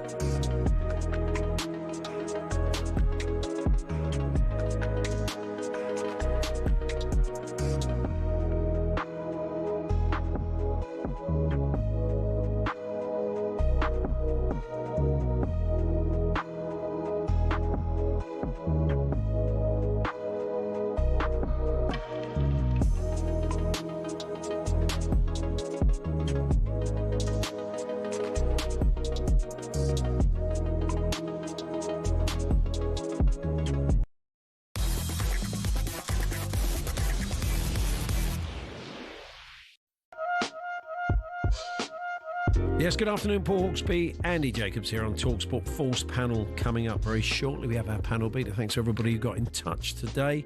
Tim Vine joining us for a chat a little bit later on. Clips of the week to come. But plenty of ground to cover now with former Liverpool England striker Stan Collymore. Hi, Stan. Paul, Andy, how are you? Not so bad. You're a big England follower. So maybe let's start there. What do you make of the squad and what Thomas Tuchel had to say? Yeah, I mean, obviously the headline news, as said in the news there, no Trent Alexander-Arnold, no surprises really. Difficult start to life at Real Madrid. They take no prisoners, and if you're not performing as the Galacticos should, you're out. So he was dropped for the last game against my former club, Real Oviedo, that are back in the top flight of Spanish football this season. The interesting one is the midfield, because obviously, as and when we get to a World Cup finals tournament in the USA, Canada, Mexico next summer, God willing, midfield creativity, midfield hard work, midfield options are going to be vitally important. And I think that in Elliot Anderson, Wharton, Rice and Bellingham, there's other midfielders as well, but particularly Anderson's inclusion in England's squad. Been fantastic for Forest for 2 seasons now and fully deserves his inclusion. A player that can do a bit of everything, I think it's fair to say. He's not a massive attack-minded midfielder. He's not a Makaleli type. He's what we would have looked at players like Brian Robson back in the day that can do a bit of everything if given license to do so. And I think that Wharton can do that as well. We often see Wharton get on the ball, and at his best we say, well, he keeps the ball very well. But they're both orthodox midfielders. And I think that England are going to really need to have those kind of players, particularly young players, to be able to balance off and trade off whatever Thomas Tuchel comes up with in terms of an attacking midfield and support for the likes of Declan Rice. Because if Declan Rice got injured in match day 1 of a World Cup, you would think that we would be in some sort of trouble. So they get a massive thumbs up for me. The intriguing one is Spence from your lot, Paul, is that I think that with no Kyle Walker, with no Trent Alexander-Arnold, and players like the Luke Shaws that are seemingly always injured, and players that haven't had a long run in the England team in either fullback position in recent seasons, is that it gives Thomas Tuchel some real tactical flexibility, because obviously he's been playing on the left for you lot, Porro on the right, but he can play down the right as well. So again, when you're looking at, good tourists and people to take to a World Cup finals tournament, to have a player that can fit in at left back and right back equally and be as effective, is going to be really, really important. So it's important now. Of course, he's been a player, I remember sort of him being on my radar, of course, being at Nottingham Forest, and the whole sort of sitting in the dressing room, he got promoted and having a bit of a pop at Neil Warnock, and you thought, oh, he's got a bit of a bob on himself here, but he seems to have settled down, enjoying life at the Tottenham Hotspur Stadium, and like I say, can give some much needed flexibility down either full-back position for England moving forward. It was interesting you mentioned Trent there, because I thought the other night Liverpool missed him. I did. And I don't know how he's played for Madrid, that's another matter, but I thought they missed his penetrating passing. Well, who knows? I mean, stranger things have happened that, he could put his hand up, and if he's out of the team for 3-4 months at a time, he may well turn around and say, it's not worked for me. Arne Slot might say, the door's always welcome here. He comes back in a cut price move, a loan with an option to buy, and he could come back. But I think that for Liverpool moving forward, when you've had the outlay and you've decided to invest in two much younger players or the future, if you like, of Liverpool fullbacks in Kirkes and Frimpong, it's increasingly unlikely. But Trent now needs to get his head down. It'll be the first time in his career, really, that he's had to fight for a place at a notoriously febrile football club. So it'll be one to watch, the Trent Alexander-Arnold situation, for sure. We're going to hear from Ruben Amorim a little bit later on, but he has said this afternoon that Kobbie Mainoo's got to stay and fight for his place. He doesn't want him to go. It seems that he would like to go on loan to get game time, and of course he's missed another England squad. He'd also like to go on loan because he knows the manager isn't going to be there next season, so he can go back. But it looks like they're going to look to keep hold of him. There wouldn't be any shortage of clubs. I'm sure quite a lot of fans out there are saying, oh, we'll have him, and I think you're among them, Stan. Yeah, I mean, it'd be perfect for Villa. I mean, he's played 50 Premier League games on the money, so he's still classed as a puppy. He's just starting to get into his seniority as a footballer. Pretty much your first 50 to 100 games are obviously a huge learning curve. I'd kind of concur with Andy, to be honest. If I'm his agent, I'll say, well, this is a basket case for some time. It's all right, the manager's saying all hands on deck and we're going to need you, but how many games is he realistically going to play? Now, Villa, because of PSR, I think that Villa over the season will be okay. I think they've got quality, and I think they've had to get used to. There was a little ructions behind the scenes about Jacob Ramsey going, and the perception that one or two players are not happy with that there aren't incomings, and one or two that maybe wanted to get away. But I think that things will settle down at Villa, and I think that they will look to utilise the loan market as they did last season with Rashford and Asensio. I could certainly see. I mean, it won't happen now because Amorim said he's going to stay and have to fight for his place. But a Mainoo in a midfield that would include, I don't know, a Boubacar Kamara, a John McGinn, and Asensio coming again on loan or on a permanent deal, that would be four or five really nice options for Villa. So Villa really will be looking out for that kind of quality player to bring in a number of positions. Pace, we're massively lacking in wide positions. But it's a shame Mainoo can't go out on loan because he's got the talent and the ability to play a full season somewhere. And I still don't think, even with Manchester United's current travails, that he's going to play a full season at Manchester United. No, I agree with that. Yeah, should we talk about Garnacho? Yeah, Stan, it looks like it's going through for Chelsea. Andy's quite chuffed with the signing. You're not so sure. Well, Andy, I'm going to ask you the question. Why are you so chuffed? What stands out about the player that you like at Chelsea, bearing in mind that you've got lots of attacking options already? He's only got Gittins for the position that he wants him for, and he's raw and he needs time. And Garnacho's Premier League ready. He was so unhappy at United. I don't think that's going to be the case at Chelsea. He's going to join a young, thriving squad with a manager that's more secure in his position, and I think he'll thrive. But only time will tell. He's going to be happier, like Sancho was at Chelsea. He didn't do too badly. Exactly, and that's the thing. The uplift of leaving Manchester United, it can feel like a massive weight off your shoulders, but that may only be temporary. I'm looking at his goals to game ratio. 1 in 5 for a wide man is his general club goal scoring record over Premier League and cup competitions. Not bad. 1 in 3 would be excellent. 1 in 4 par. So 1 in 5 is okay. We talked about Mainu playing 50 Premier League games. Garnacho has only played 93 Premier League games. He feels as he's been in the Premier League now. I think he made his debut the 2021-22 season. So he's been in and out and in and out. So again, if we're using 100 games that underneath that you are still a rookie, he's still got very much the mentality of being a rookie, even though he's been involved in the game at Manchester United for quite some time, and he's only still 21 years of age. So there is obviously plenty there to work with. I haven't seen enough of him when he has been given an opportunity to suggest that he's got 20, 30. Cole Palmer, for example, he's in the Man City team. He's playing the odd game here and there. Chelsea take the punt on him, which was exceptional recruitment in hindsight. He comes in, 20-odd Premier League goals and big performances. I'm not convinced yet that Garnacho can get near that in terms of his consistency. But if he can play the requisite amount of games, Andy, and there isn't a great deal of competition for his place, and he plays 20, 30, 40 games on the spin, then we may be having a completely different conversation. And let's be perfectly honest, nowadays, £40 million or thereabouts, I think United have got a bit of either 5% or 10% sell on, is virtually peanuts for a top 6 club in the big 3 or 4 leagues in Europe for a forward that's got his kind of experience.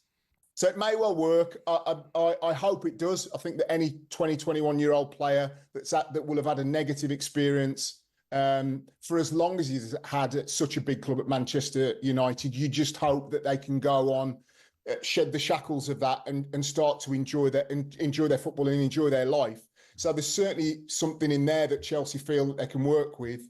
But I'm not expecting this one to be a Cole Palmer Mark II. But then again, with the squad that Chelsea have got, the youngsters that they've got, the growing potential that they've got, it may not need to be. And Sam, finally, we've got a minute to talk about where Josie could pop up. Oh my God, it's rinse and repeat, isn't it? I mean, you two have both had him. He hasn't won a league since 2014, 2015. He goes into a club, tells everybody how rubbish they are there, reminds everybody of his record that we already know what it is because he tells us every 5 minutes. When he gets the sack, he leaves the club in a worse position than he found it. He'll go on Sky for 2 or 3 games and some chairman will go, oh my God, he speaks really well. Hey, presto, West Ham, Glasgow Rangers, maybe even Man United, here he comes. Wow, that would be interesting, wouldn't it? Surely not. I'm not going back. That'd be interesting. Ollie, though, is, not impossible as the sort of stop. What, to go back? I'd be surprised. I want to ask you about why Villa have made a slow start. We'll do that in the body of our Aston Villa Palace preview in the Force panel. Stan sticking around. Joe Shannon, one of our top commentary team, is going to join us to represent the commentators.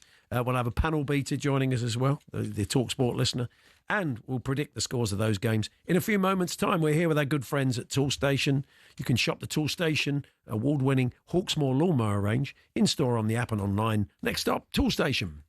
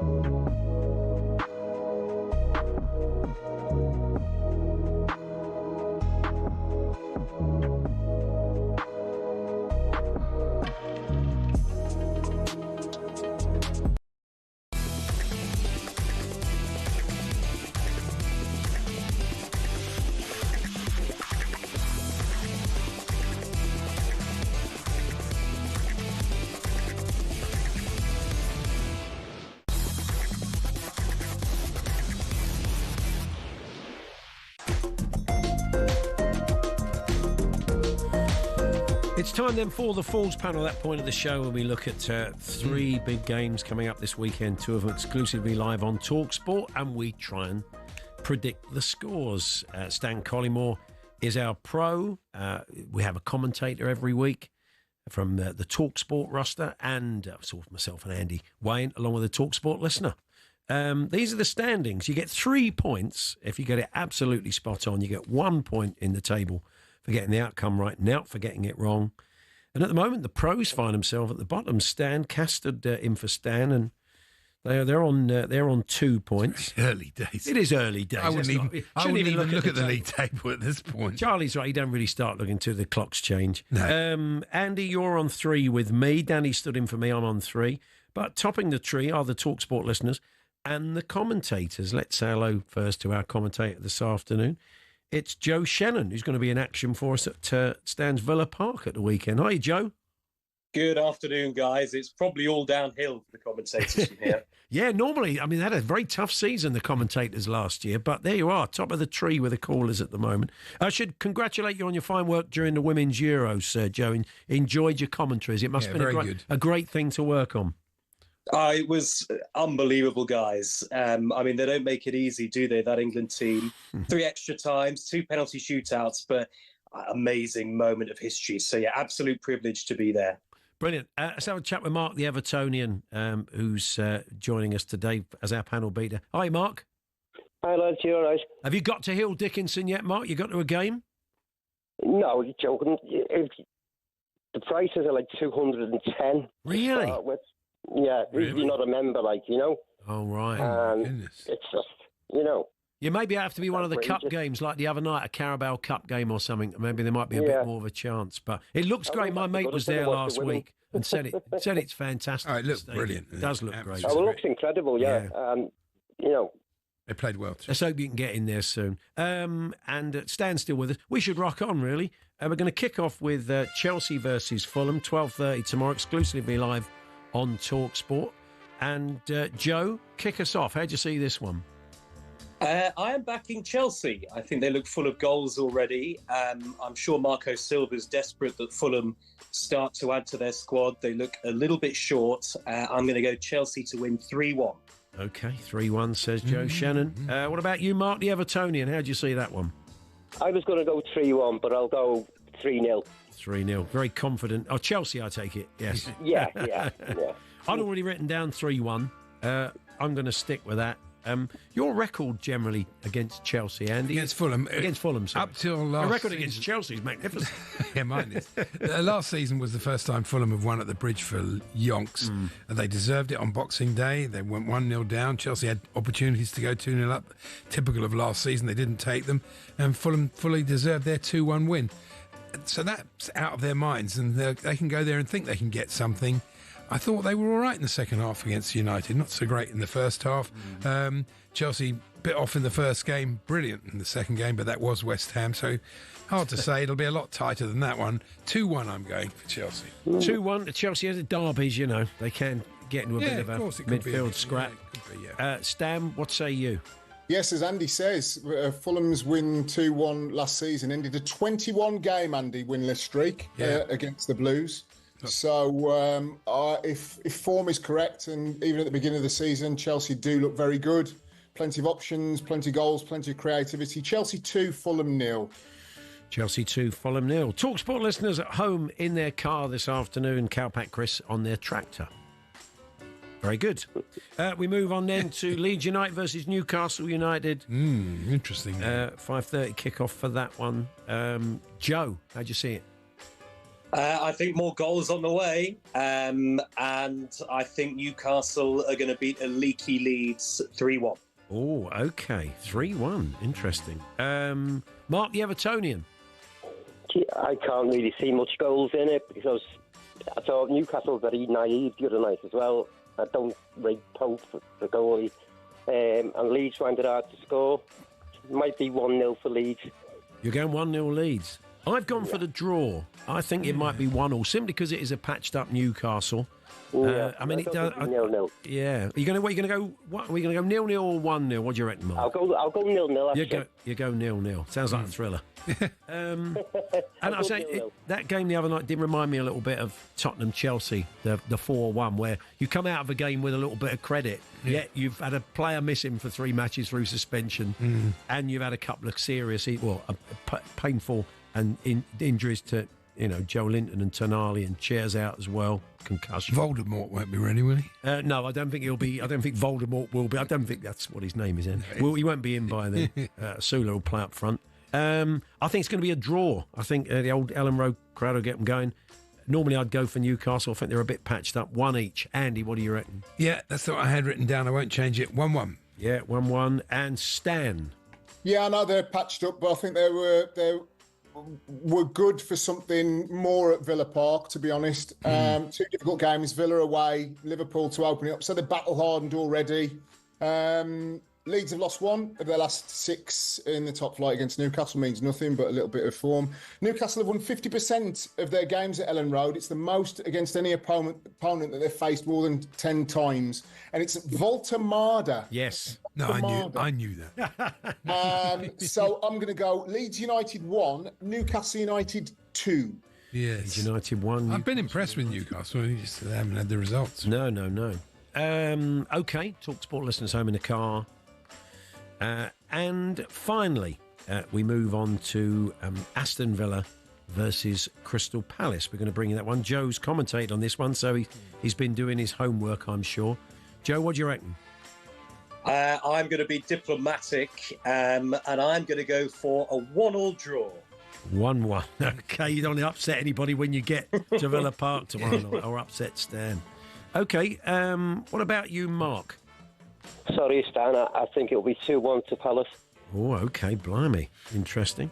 I think it's going to be the other way round, because that game away, a bit of an emotional night, tough old 0-0 to get over the line. They're in Europe.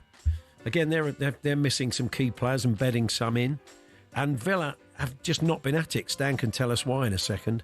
But I think tonight's the night they score and they get a couple. I'm going to go Villa 2, Crystal Palace 1. What do you think? Well, I saw Villa in the flesh last week at Brentford, and they were strangely off colour, especially the first half. And it doesn't look like they've got enough offensive weapons. Palace, this is their first game after an away match in Europe. That could affect them. Yeah. Maybe Villa, they need the win, and the crowd behind them. I think this is going to be a narrow 1-0 victory for Villa. 1-0 the Villa. Stan, what in your eyes is the reason why they've made a slow start? I don't think enough incomings in wide, pacey positions. I think that 2 or 3 maybe would have had their heads turned by agents talk, and then the club have basically said, no, you're not going anywhere. So as I said to you before the season start, if I look at Villa's first 14, 15 players, I think we're all right. And I think we're a very good team. But I think that unless you add 2 or 3 that get the dressing room going, aye, my place might be under threat here, I think that things can go a little bit stale. And I just think they've gone a little bit stale. I think there's players and management and ownership banging their head against a brick wall that they can't do more financially, but it is what it is. Villa's wages to turnover is very high, and that was a gamble that they had to take under the current rules and regulations. So it may be a season of, I don't know, anything from European places. I don't think they'll finish outside the top half of the table, but I think that they really need to look at adding some exciting loans again, whether that's Asensio comes back in and then they go again in January and look at the situation. But a lack of pace. If you're looking at Villa's reason that they're not getting the best out of Ollie Watkins, left and right, players aren't going past people, putting the ball in the box and Ollie Watkins dispatching it. Yeah. In terms of the Palace game, Villa unbeaten last 8 at home against Crystal Palace. Villa fans will just groan. Whenever we play Palace in recent games, we've been tortured by them. Unbeaten in the last 19 home Premier League games. That's the longest run in the league. Palace, of course, with 2 draws against Chelsea and Forest. Aston Villa 1, Crystal Palace want. Yeah, Jackson would be a good fit for Villa, especially. Yeah, he would, and I think the thing is, Andy, it's like I often talk to managers and coaches, and they hate it when 5 or 6 players have been brought in from particularly the director of football. They think it's too many. They can work with them, but it's too many in terms of this the ecosystem of the dressing room.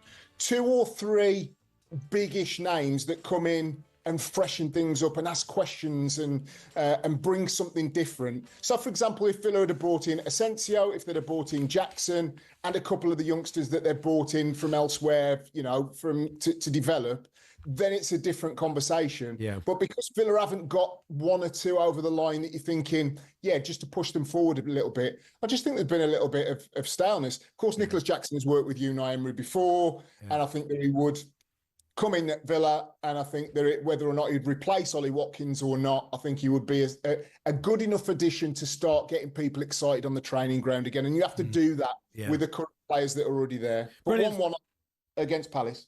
Nice one, Stan. We'll catch up with you next week. All the best. Thanks very much. Have a good one. Take care. Thank you, Joe. We're going to hear from you tomorrow night for Villa Palace. Have a good game. Thanks very much for joining us. Thanks, guys. Have a good weekend. Take care. And all the best, Mark. Hope you get into the new place soon. All the best. Thanks very much. Thanks a million, lads. Cheers. Take care. Mark, the Evertonian there, our panel beat today. There's the Falls panel back next week. Tim Vine joining us for a chat. We're going to hear from Ruben Amorim, who's had some interesting stuff to say in his press conference ahead of the weekend's game against Burnley. And the clips of the week are back. Fresh batch for you. 20 all in all. And we'll be catching up with Faye Crothers again, hearing her chat with Thomas Tuchel earlier on this afternoon.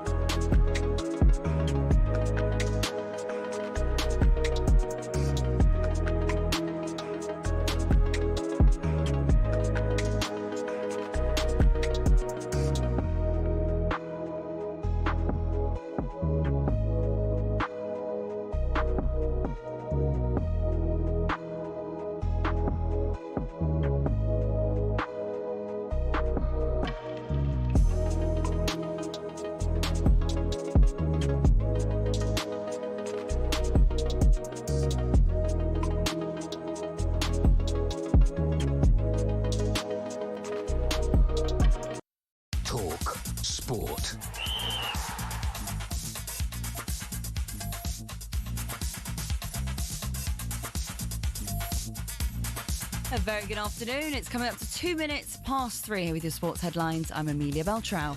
Uncapped, Jed Spence and Elliot Anderson have been included in the latest England squad. Marcus Rashford and Adam Wharton have also been recalled, but there is no room for Trent Alexander-Arnold, Phil Foden or Jack Grealish. Thomas Tuchel says it wasn't an easy decision. There had to be some difficult calls. These were some difficult calls for me, and we wanted to do it because we wanted a tighter squad and we wanted more competition to be in the squad. You can get the full squad list at talkSPORT.com. Transfer news now, and Alejandro Garnacho is at Chelsea's training ground finalising his £40 million move from United. But Enzo Maresca's clearly got other people sorting that out for him. I know that he is around here. I don't know exactly where he is, but he's around here. Spurs have entered the race to sign Manuel Akanji from City, and Crystal Palace have agreed a fee with Toulouse for centre-back JD Convo, potentially paving the way for Mark Gay to leave for Liverpool. Now, has the Grimsby Horror Show really affected Ruben Amorim? Sometimes I want to quit. Sometimes I want to be here for 20 years. Sometimes I love to be with my players. Sometimes I don't want to be with him. Ruben, work is better than no work. Just ask Jose Mourinho, who's been sent packing by Fenerbahce. And speaking of Fenerbahce, they're among Aston Villa's opponents in the Europa League phase. It's a trip down memory lane for Nottingham Forest, who will get a rerun in the 1979 European Cup final when they play Malmo.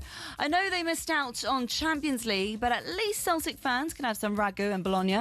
And Rangers have a trip to Porto. For Palace, their first ever European campaign will see them go to Strasbourg for their Patrick Vieira derby.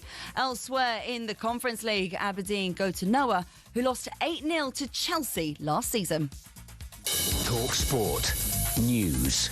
Some breaking news. Asylum seekers can stay at the Bell Hotel in Epping after the government wins its appeal.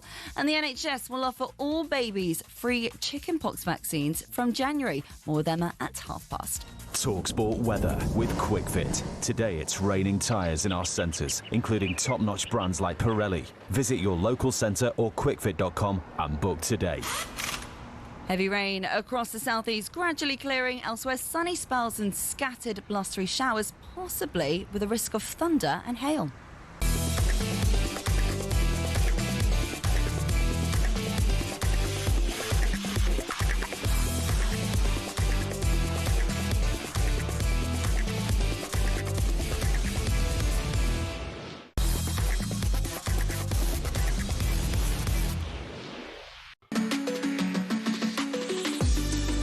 Good afternoon, Paul Hawksbee, Andy Jacobs here on talkSPORT. Clips of the week coming up. They return a fresh batch for you. A roaring 20 for you a little bit later on. We'll catch up once again with Faye Corral. There's some interesting stuff emerging from the Thomas Tuchel press conference, and she's had a little bit of one-on-one time with him as well. We'll find out what happened there. And we'll hear from some of the managers, more from Ruben Amorim, a little bit of Eddie Howe, and Sonia Bompastor, the Chelsea women's manager. Our own Angelina Kelly caught up with her. But before all of that, it's a big couple of days for Tim Vine. He has a new football song out for his beloved Sutton United of the National League. And he has a new Elvis film out in his role as Plastic Elvis. And he joins us now. Good afternoon, Tim. Oh, I do consider myself to be a bit of a fraud when anyone says Tim Vine's beloved Sutton United. I think to myself, well, there's people who are more committed than I am. But well, you're committed enough to write a song for the team, though, yes. Tim. I mean, that's rather nice. Well, I've got to fill my afternoons with something, Paul. You know what it's like. You know. I tell you what, how that came about. I was at a match, and someone in the crowd, as they often do, shouted out, "You are me!" like that. And I said to the chairman, is that not the most philosophical chant in the whole of the football pyramid? You are me. You are me. I thought, you are yeah, me. So I thought that deserves a song. Yeah. You are me, I am you. Well, we're going to play a bit now, Tim. We're going to play a bit for everybody, and we've got the video. I thought you want to keep your listeners. Yeah. I thought that was the idea. We're trying to shed a few. And we're going to play a little bit of the video for those watching on YouTube. So here we go.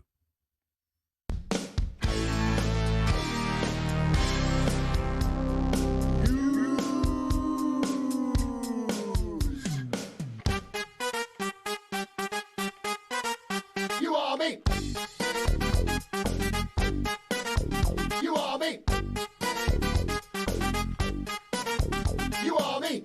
You are me. You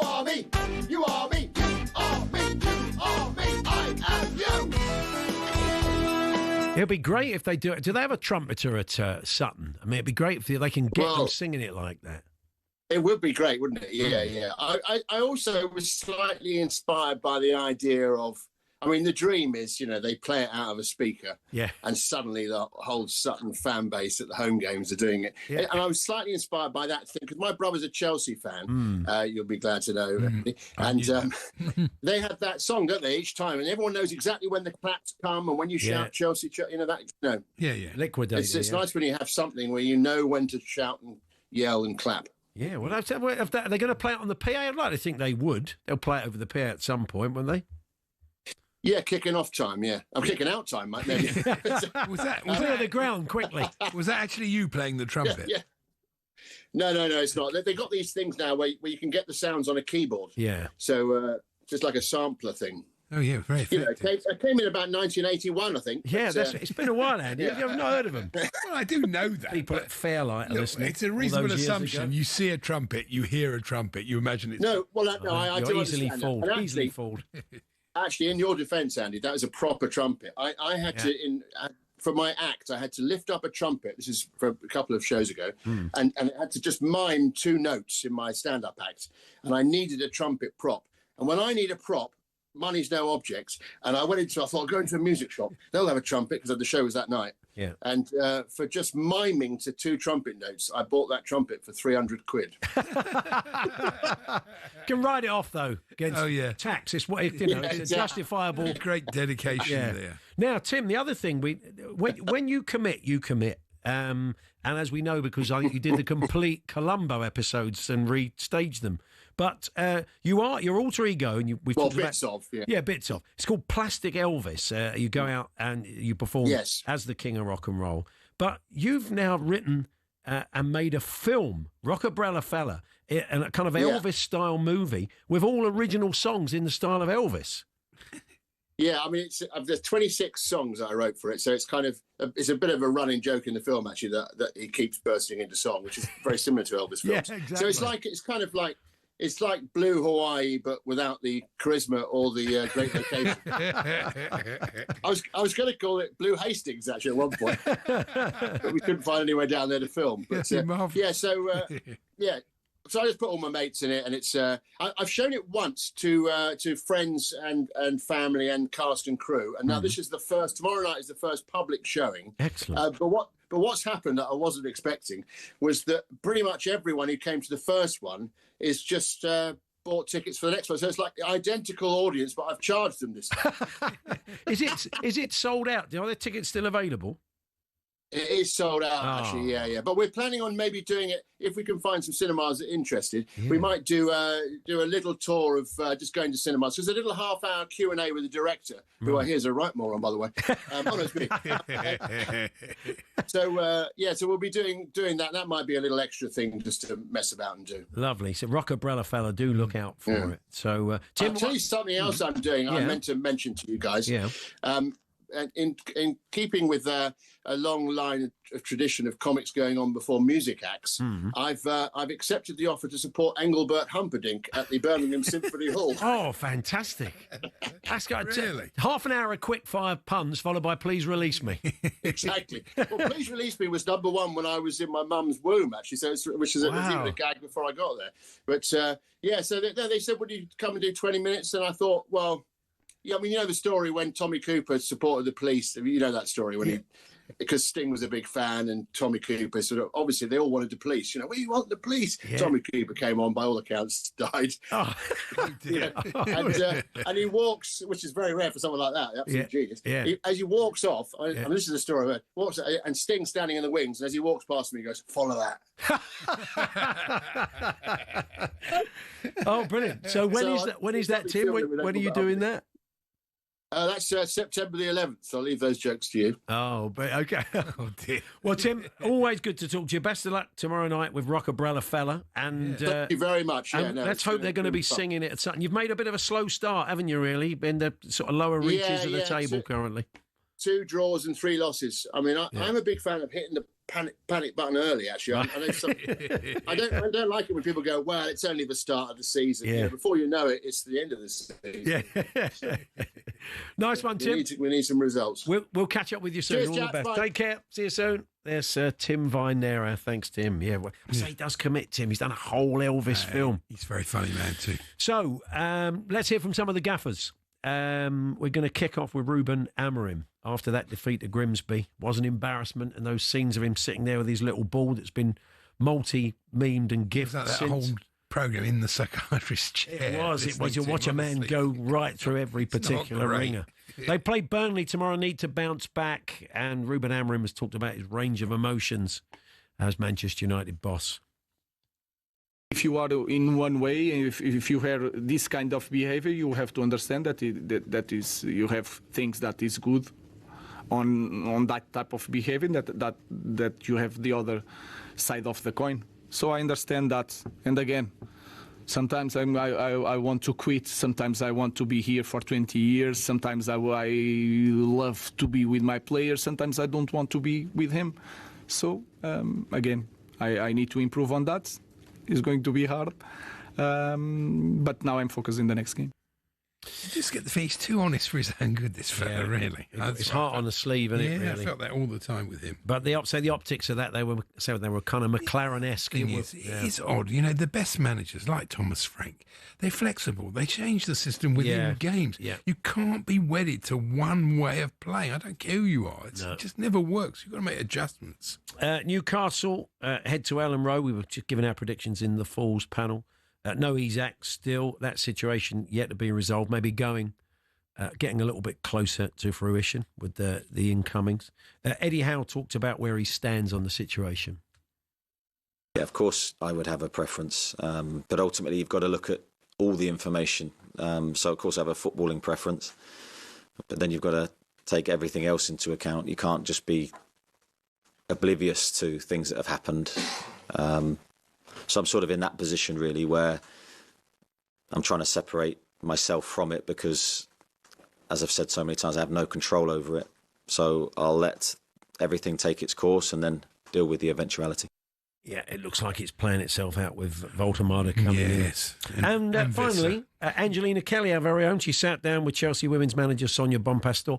The season starts, doesn't it? Next Friday. Yeah, Friday, yeah, that's right. We'll have regular previews throughout the season, plenty of commentaries, Women's Super League. And Sonia spoke about how she's targeting the quadruple this season rather than prioritising the Champions League. I think every manager, every player wants to compete in that competition, the Champions League. That's the most beautiful competition for a club. I wouldn't say I will prioritize that competition, comparing the competition to the three other ones. I think every trophy is important, and I want to make sure we are able to compete in every competition.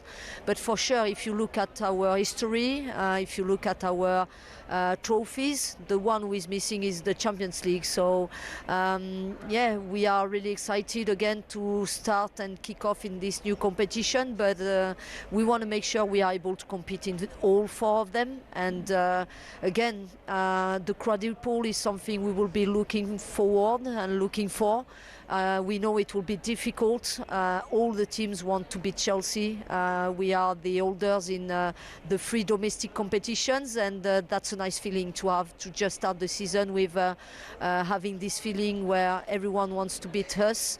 As competitive persons, I think, that's the best who can happen to us. Chelsea women's coach Sonia Bompastor there. Talks a good game. Done very, very well. Football kicks off tonight, actually. Leicester City versus Birmingham City in the Championship on talkSPORT 2. Your host, Hugh Wozencroft, Jim Proudfoot, Mark Albrighton, former Leicester winger, will be on commentary duty for that one, and plenty of Premier League football, as we discussed earlier on here on talkSPORT throughout the weekend. But we turn to American sports next. Todd Macklin will be joining us as always. We'll have a fresh crop of clips of the week for you, and then we'll check in again with our own Faye Crothers, England correspondent, at the end of a busy day for the England manager on his birthday, and some of the stuff he said one-to-one with her a little bit earlier on this afternoon. We're here with Toolstation and their award-winning Hawksbee lawnmower range, in-store, on the app and online. Next up, Toolstation.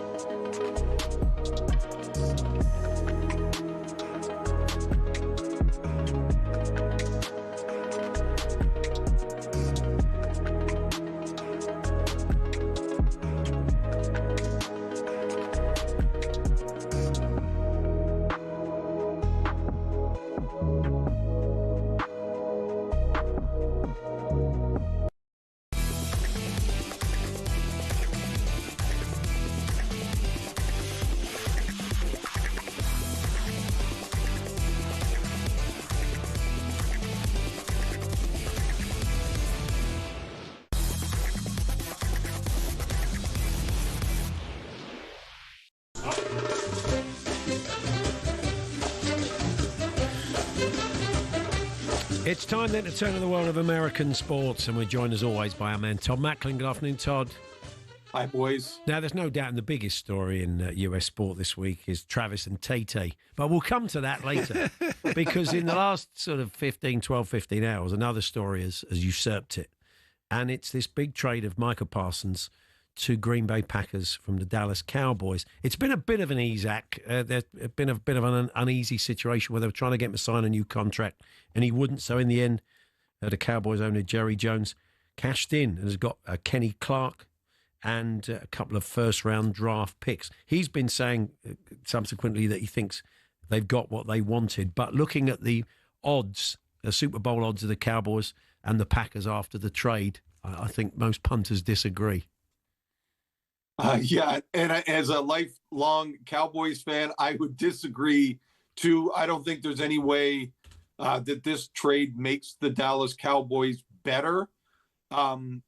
Listen, only Jerry Jones probably knows why he made this trade. Part of it could be that he was upset. He says, like, his version of events is that him and Micah Parsons agreed on the framework of a deal, and then when the agent got involved, he basically told Jerry, there's no way we're agreeing to this. And people think, hey, out of spite, he's like, we're moving on from him. But Green Bay, there's no question Green Bay is now a Super Bowl contender, right? You look in their division last year, they were the third best team in the division with the Vikings and the Lions last year. I think it puts them near the top or at the top of the division with the Lions. And I would argue in the whole conference, they're probably up there as one of the top 2 or 3 teams with the Eagles as well in the NFC. There's no way, as I look at this deal, that Dallas is anywhere close to a Super Bowl. Just not a chance. I mean, it's a big contract, 4 years, £139 million. He's the highest paid non-quarterback in the NFL. He's obviously very good. What makes him so good, Todd? Gee, he's just so relentless, right, at getting to the quarterback. And you just have to focus so much of your offense on blocking him that it leads to opportunities for other guys, because you can't block him for the most part one-on-one. So you've got to use 2 and 3 people to do it. And if you do that, it opens up opportunities for other people. Listen, he missed 4 games last year, and he still had double-digit sacks. I think he's only the second player in the history of the NFL to average what he did in his first 4 seasons of sacking the quarterback. The other is Reggie White, who also played for the Green Bay Packers at one point in his career before going to the Hall of Fame. Listen, it's a gigantic hole on Dallas's defense. And for Jerry to say that, he thinks they're going to be better on defense in the playoffs, man, there's a good chance they don't even get in the playoffs, right? That's how big a hole it is. Yeah. So, yeah, it's, Jerry's just on trying to spin things. It's crazy when you look at the city of Dallas, right, that the sports teams trade Luka Doncic and Micah Parsons in the same season, in the same year, basically. It's crazy. If a player like these blokes that are on big money, if they're out for the year, does that get allowed against the salary cap, or is that too bad? Yeah, it is. So like he missed 4 games or whatever. The NFL is different in that the other sports, so if you sign, say, for 5 years, $200 million, it's all guaranteed. But in the NFL, you could sign for 5 years and $200 million, but only, $100 million might be guaranteed. For example, if you miss this season, you're going to be guaranteed to get your money. But after a while, once your guaranteed money is paid out, the NFL can cut you at any point. And that's kind of the biggest difference between the NFL and the rest of the leagues. Now, a lot of people in and around the Cowboys were in denial. They said this was never going to happen. And one of them was Michael Irvin, a Cowboys legend. And he went on ESPN. It was, I'll tell you why, but it was one of those real curse of the pundit moments. But this is what he had to say when he appeared on ESPN. Our Adam Schefter reporting that the Cowboys are now listening to trade offers for Micah Parsons. What's your reaction to that? Michael Parsons, hey, look, you can report all you want. There's no way they're allowing Michael Parsons to go anywhere. Whoops. 1 minute later, I mean a whole minute, they announced the trade. Poor fella. Well, and Michael Irvin did a big interview with Jerry Jones, kind of throughout this soap opera of the Michael Parsons contract situation. And Jerry kind of laid everything out. And that's where the story, kind of came out that Jerry was really upset with the agent, right? That he talked to Micah directly, which again, you shouldn't do that, right? If you're going to kind of agree on a framework for a contract, you should have the agent there. But Jerry does things differently. So listen, and I'm sure Michael gets a lot of his information right from Jerry, right? Michael Irvin won 3 Super Bowls with the Cowboys, very close to Jerry Jones. So Jerry was even probably saying that to him. It probably didn't help that Jerry Jones throughout the press conference called Micah Parsons Michael. Oh, dear. Yes. Okay. I think he probably did that in all the contract negotiations that wound him up. Anyway, we're going to move on to baseball now, and we're going to play a little bit of video and audio footage for you, and then tell you why it's significant. Have a listen to this. 1-2. That one's drilled deep to right field. He has done it! 4 home runs in a game! A 3-run home run! That's Carl Schwarber, plays for the Phillies. And he's becoming only the 21st player in baseball history to hit 4 home runs in a game. When you think of the number of games. Yeah, 162 absolutely. games each team. Some of them going back to the 1800s. The thing is, though, he was interviewed after the game, Todd, and he had chances to make baseball history to get a 5th in one game, and he says it got into his head. I mean, he's still got plenty of time this season to put that right, but he could have been immortal. He could have. So that game happened last night, and he's right. So he got to 4 home runs in a game, and then in the 8th inning of a game that the Phillies were leading 19-4, Atlanta put in one of their position players. Right, the game was so out of reach they weren't going to win it. You don't want to waste a pitcher, so you put in a position player. So a guy who basically never pitches, and Schwarber had the chance, right, to hit the home run off this guy. And he popped it up. As he said, it got into his head. A little context of how rare it is to hit 4 home runs in a game. You said it's happened 21 times. Do you know that there has been 25 perfect games from a pitcher, right? That's where 27 up, 27 down, no one reaches a base. And we talk about that is revered in the game, the perfect game. And to think that fewer people have hit 4 home runs in a game than have thrown a perfect game, I think gives great context to how rare it is. Yeah, I saw a pitcher denied a no-hitter. I think it was this season by an umpire who missed a call at first base, and that blew the whole thing. They weren't very happy about it. We've got to finish with a couple of the week. Travis Kelce and Taylor Swift. They made their first public appearance since their engagement. And where did they do it? At Kelce's alma mater, his old school. They went and watched the Cincinnati Bearcats play their opener. And there's lots and lots of stuff on social media saying, this is her life now. Sitting in stadiums watching college football. They've been having a bit of fun at their expense. But it's nice that it's in a sporting context that they should be seen in public for the first time. It is. Again, it kind of, people have talked about how great Travis is with his former schools, whether it's university, whether it's high school. He looks after them and he gets it. Them being at the game is a big deal. Listen, they're going to have access to much better things than Cincinnati Bearcats games. I can promise you that. Yeah. So apparently some of the old duffers who follow college football, they said they don't want it turned into a circus. They don't want them there. But yeah, good luck with that, I'd say. So. Nice one, Todd. We'll catch up with you next week. Thanks very much. See you, boys. There we are. There's Todd Macklin, our man on American sports. Clips of the week are back. A fresh batch. 20 for you today, so stick around for them and indeed more fallout from the England squad.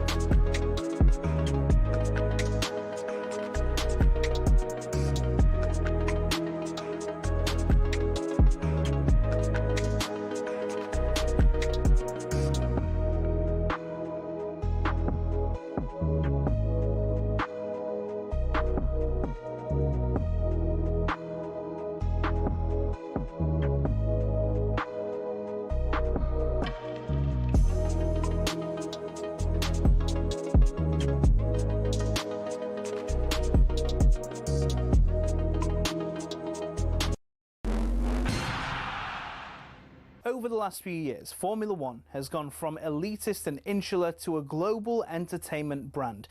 The transformation's down to American investment group Liberty Media, who cultivated a new image for the sport since buying it in 2016. Better access to drivers, improved content on social media, and tapping into the US market have given F1 a massive boost in both attention and revenues. But is everyone happy? The fans certainly are, as evidenced by Drive to Survive. Almost 7 million people per season have tuned in to get all the gossip and all the drama from the paddock. The extra exposure means the drivers can demand a higher salary too. In 2010, the top drivers were earning $20 million a year, which isn't bad. But now, the very best earn 3 times that, with Max Verstappen getting a whopping $65 million in 2025. But money doesn't always buy happiness. Some drivers, including Verstappen, don't like the pageantry the changes have brought about. In Las Vegas in 2023, Verstappen said the drivers were made to look like clowns, and the event was 99% performance and 1% race. Some purists who still watch the sport feel the same, and that the spirit of competition has suffered. But Formula One and Liberty Media don't look like slowing down anytime soon. So expect more races, major events and exclusive access in future.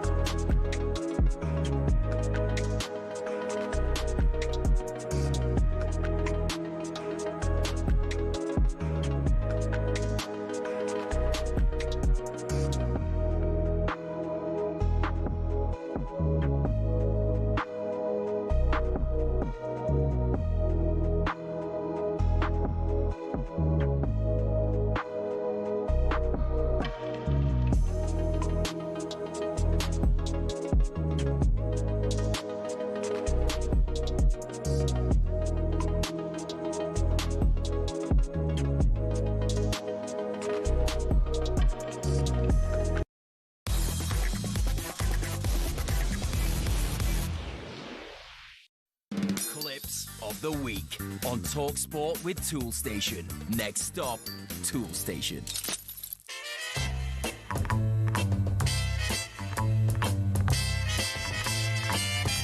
talkSPORT clips of the week. Yes, time for the clips of the week. They've been away. We've had specials for about 4 weeks. We've had some good specials, but we had to listen to a lot of clips earlier on. We weren't finding anything funny by the end of it. No, that's not true. We've managed to get 20 for you out of the many you sent. And we thank you as always for sending them. Tremendous. You were right on it over the last 4 weeks. And we will kick off, as we often have over the years, with Alan Bernard Brazil on breakfast, who was sent a Friends quiz, the popular TV show, of course, by his production team. And it was all going so well until... Right, so there's Ross. Yeah. Rachel, Joey, Chandler, Phoebe and Monica. Phoebe. The one where Phoebe changed her name to Phoebe. Phoebe, that's right. We all remember that was one of my favourites. Yeah. And this is Sam Ellard chatting to the Moose about a former Spurs manager. Moose, you would have been in many Ange Postecoglou press conferences. I'm sure you've been mated on a few occasions, as we all have. Well, they got on well. I mean, really, that well. I don't think it's who I am, mate. I don't think it is. Yes, here's Simon Jordan reminiscing. You know, I grew up watching Liverpool and admiring Kevin Keegan and Emlyn Hughes and watching the 1977 European Cup against Borussia Mönchengladbach on TV. Who was that, Simon? Borussia Mönchengladbach. Yeah, the Butchery Mönchengladbachs. That's right. Give us a B. Give us I get all my steaks from them. Give us a C. Give us an H. Give us an ERY. And what do you got? This is Manchester United YouTuber Flex, and we're calling this one. There's no need for bad language, Flex. I agree, but this is why I think the best way to go forth and multiply with something like that is to have somebody like Brian Mbeumo. Go forth and That's the multiply. wrong use of that phrase, I think. Well, he's a United fan. He's not particularly happy at the moment. Here's newsreader Sinead Garvin creating her own sporting tongue twister. Birmingham City owner Tom Brady has questioned Wayne Rooney's work ethic. Wayne Rooney's work ethic. Wayne Rooney's work ethic. It's not easy. I'll give her that, Sinead. It's not easy. No. Back to Big Alan, who was perusing his musical guest Tom Grennan's back catalogue. Stunning addition to his already impressive discography.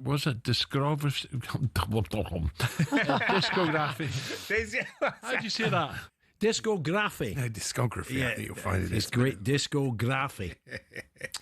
To be fair to Alan, he's more of a Rag and Bone Man fan, isn't he, Andy? Oh, yeah. Who's that other guy with the funny beard's a big Brighton fan? What's his name? What's his name? Sorry. What's his name? Yeah. Brighton guy, plays guitar. I'm not happy to not see the you Dustbin struggling. Man. Is it something like that? Dustbin Man. That's right, yeah.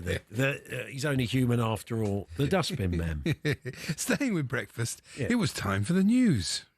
Okay, 7:30. Let's catch up. Headline news. Amelia. Thank you, Alan. A very good morning. Vladimir Putin is not going to mess around with me. Yeah, you tell him, Amelia. I don't blame him. Back off. Leave her alone. And while we're getting the news, why don't we get the weather with Matt Hutchinson?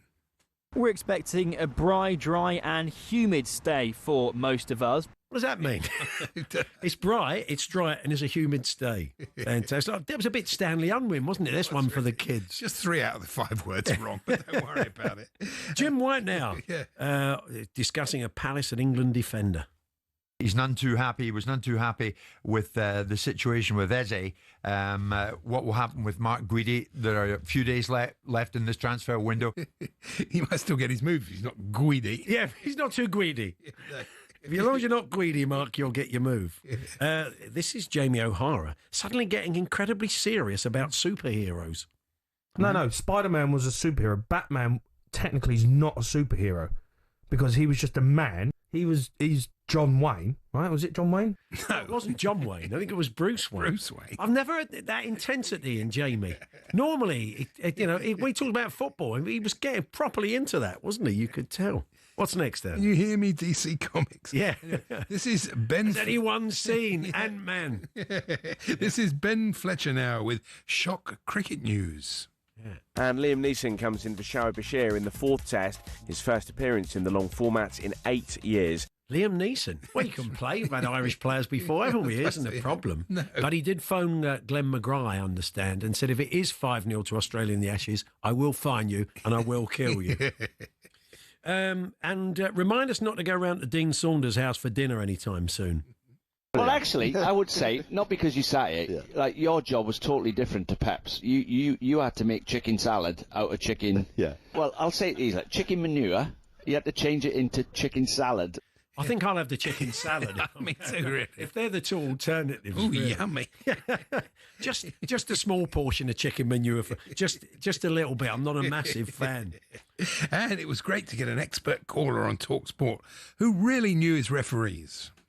Two of the best refs of the recent era, Mike Howsey and Dermot O'Leary, both come on talkSPORT. Yeah, Mike Howsey. Would that be Mark Howsey? And I don't think Dermot O'Leary was a top referee, was he? Not really. I mean, that and this morning, he's kept busy and Big Brother over the years. He's done very well, yeah. And it's a warm Clips of the Week welcome to the Liverpool manager, Arne Slot, here chatting to Danny Murphy. The morning is mostly when I drive in, and then I listened, especially with my former car, because then it was in the playlist. Now I have to get it again, but it helps me with my vocabulary. It didn't help that much, did it, really? I think 1 or 2 words he's learnt in the dressing room from some of the players there, blimey. Most unfortunate. And what would you say, Andy, is the best thing about Goodwood races? I mean, what would you say, the history and tradition? Oh, the picturesque Sussex Downs. Oh, yeah. Beautiful, isn't it? The fashions, the stylish beautiful summer fashions. I wonder what Alan thinks is the best thing about Glorious Goodwood. You know, there's no finer sight, is there, I don't think, in this country than Glorious Goodwood. Not just that, but it's just it's not just that. It's the different bars, You know, the pins bar. And... Yes, the bars, yeah, of course, when you think. So, number 1, the bars. 2, the Sussex Downs. 3, the history and tradition. Yeah, Andy, we couldn't think of something the other day, could we? Yes, what were those things called that people blew during the 2010 World Cup in South Africa? Drove us all mad. I can't think. Maybe Simon Jordan.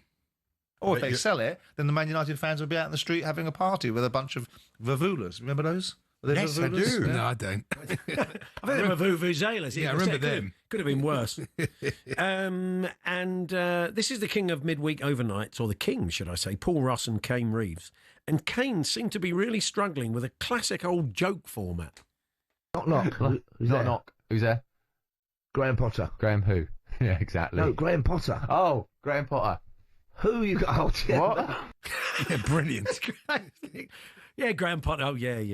And you can't finish the gag there, Kane. No. And finally, Andy. It's Alan Brazil with news of a big event. Join Chris Evans and the gang at Carfest for a fun-filled bank holiday weekend at Laverstoke Park Farm. So that's Laverstoke Park Farm, where you can catch Rita Ora. Yeah, well, you get he did say Laverstoke Farm, didn't he? He did. Fart Park Farm. I do love a fart park. I go along there. It's open air, so the smell's fine. Ray would think it was a fight. That's true. And people come up to me and they say, Alan, I love the show. Pull my finger. And I do love a fart park there, Ray. So there we are. There's the clips of the week. Back with you once again. We should thank Wollaston Village FC, Paul Melton, Luke Ozade. Oh, goodness. I thought I had 4 weeks I got away from this nonsense. John the Gardener, Burgess Hilroy, Glyn Barrington, Snoopy Doddy Dodd. Yeah, all real. Yeah, Adam Cairns, Jamie Dickens, Jonesy Jones, Michael G, Colin Pep, Jezza Pelly, Tom Marshall, Lee Jensen, and Blue Bug Sport. So if you hear a clip on TalkSport over the next 7 days, please do send it in to us, talksport.com/H&J. You can text them to 81089, tweet them to TSH&J, that's TSHANDJ. As always, we just need a day and a time when you heard the clips go out, so we've got a fighting chance of tracking them down, listening back, and if they're, well, and the H&J Daily, we'll bring you that today. Tim Vine joined us earlier on. He had his new Sutton song and his Elvis show.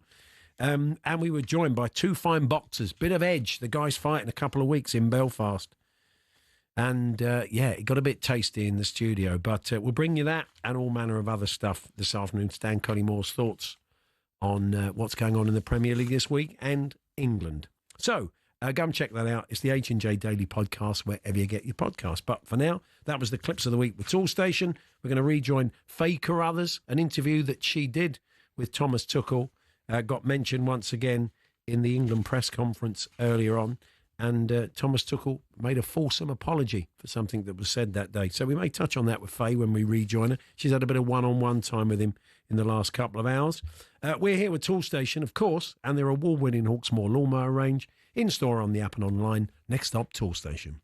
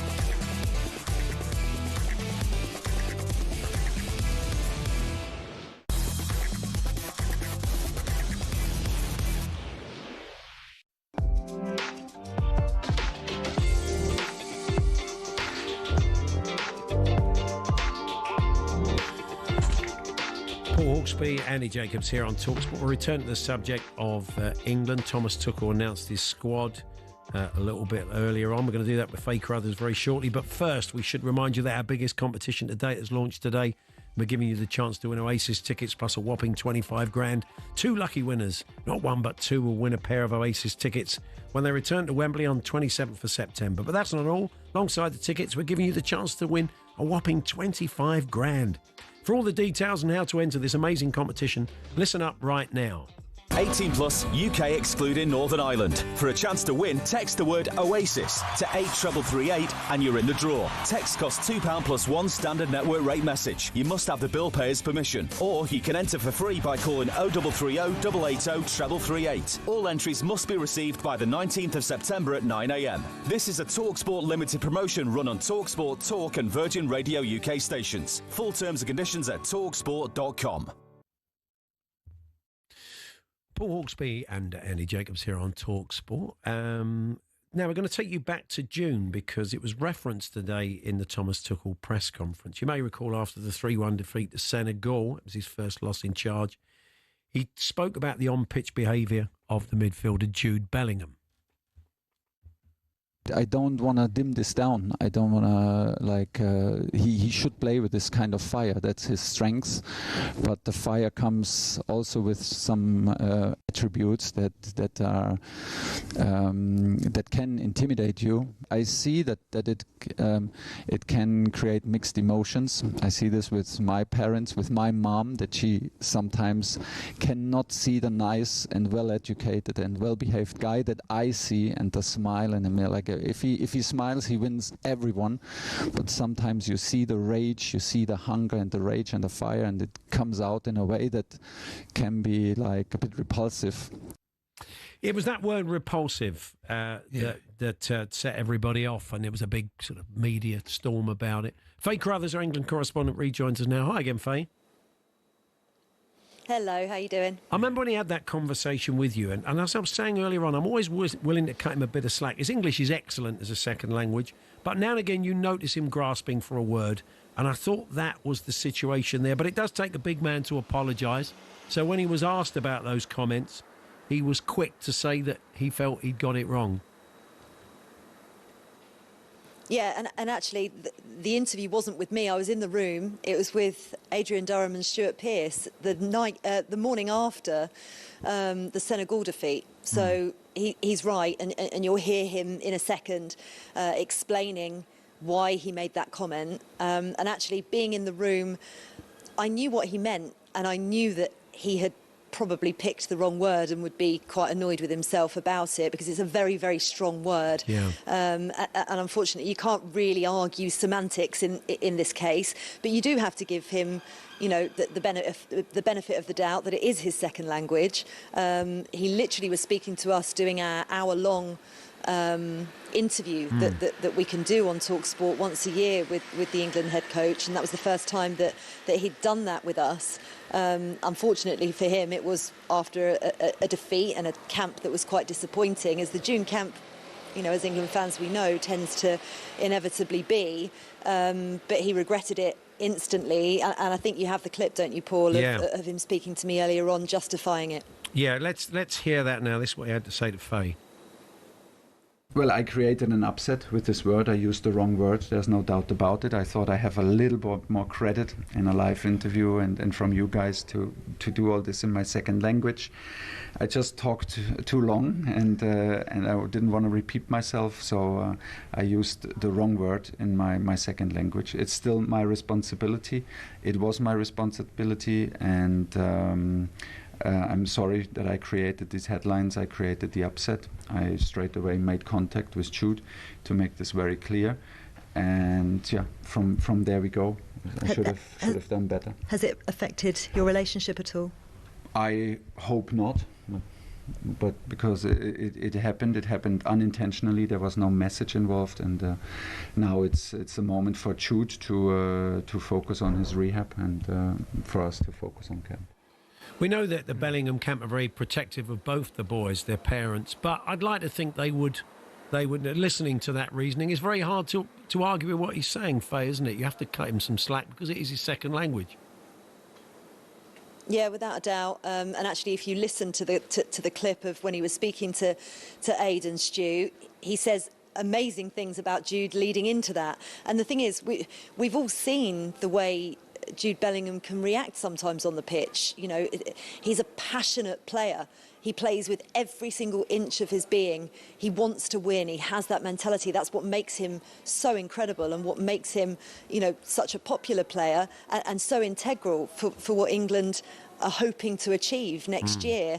And that does overspill. But he's still really young. And I think because of what he's achieved in the game, it's really easy to forget how young he is. And there is, you know, he's incredibly mature, by the way. I've been lucky enough to interview him on many occasions, and whenever I've dealt with Jude, he's been polite, articulate, passionate, and you see exactly that on the pitch. Yes, it overspills sometimes, and that's, I think, what Thomas Tuchel was trying to explain by using an adjective that is as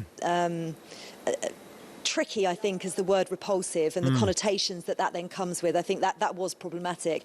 But what I liked about, you know, what he said afterwards, he immediately held his hands up. Straight after that interview, he contacted Jude to explain himself. It is just a shame now that, unfortunately, Jude Bellingham has had shoulder surgery and therefore isn't part of this camp, because I really hope it hasn't affected the relationship in any way and that they're able to move on from that. Indeed.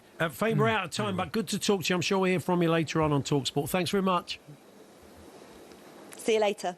Faye Crothers, our England correspondent outside Wembley after the It's a World Cup. Yeah, it's not going to fall out with the manager. No. He wants to play in the World Cup. Yeah, of course. And there is absolutely no need to. What would have been a better word? Unattractive? I don't know. Yeah, but I mean, look, it's you're grasping for a word in a I know. No, I'm just worried. Language. I think it. You know, it's done. It's pretty clear what happened, and that he's sorry it happened, and it turned into a big deal. Yeah, no, it's fine. So that is us. I'm sure you, as I said, hear from Faye. More reaction to the England squad coming up next with Andy Goldstein and Darren Bent.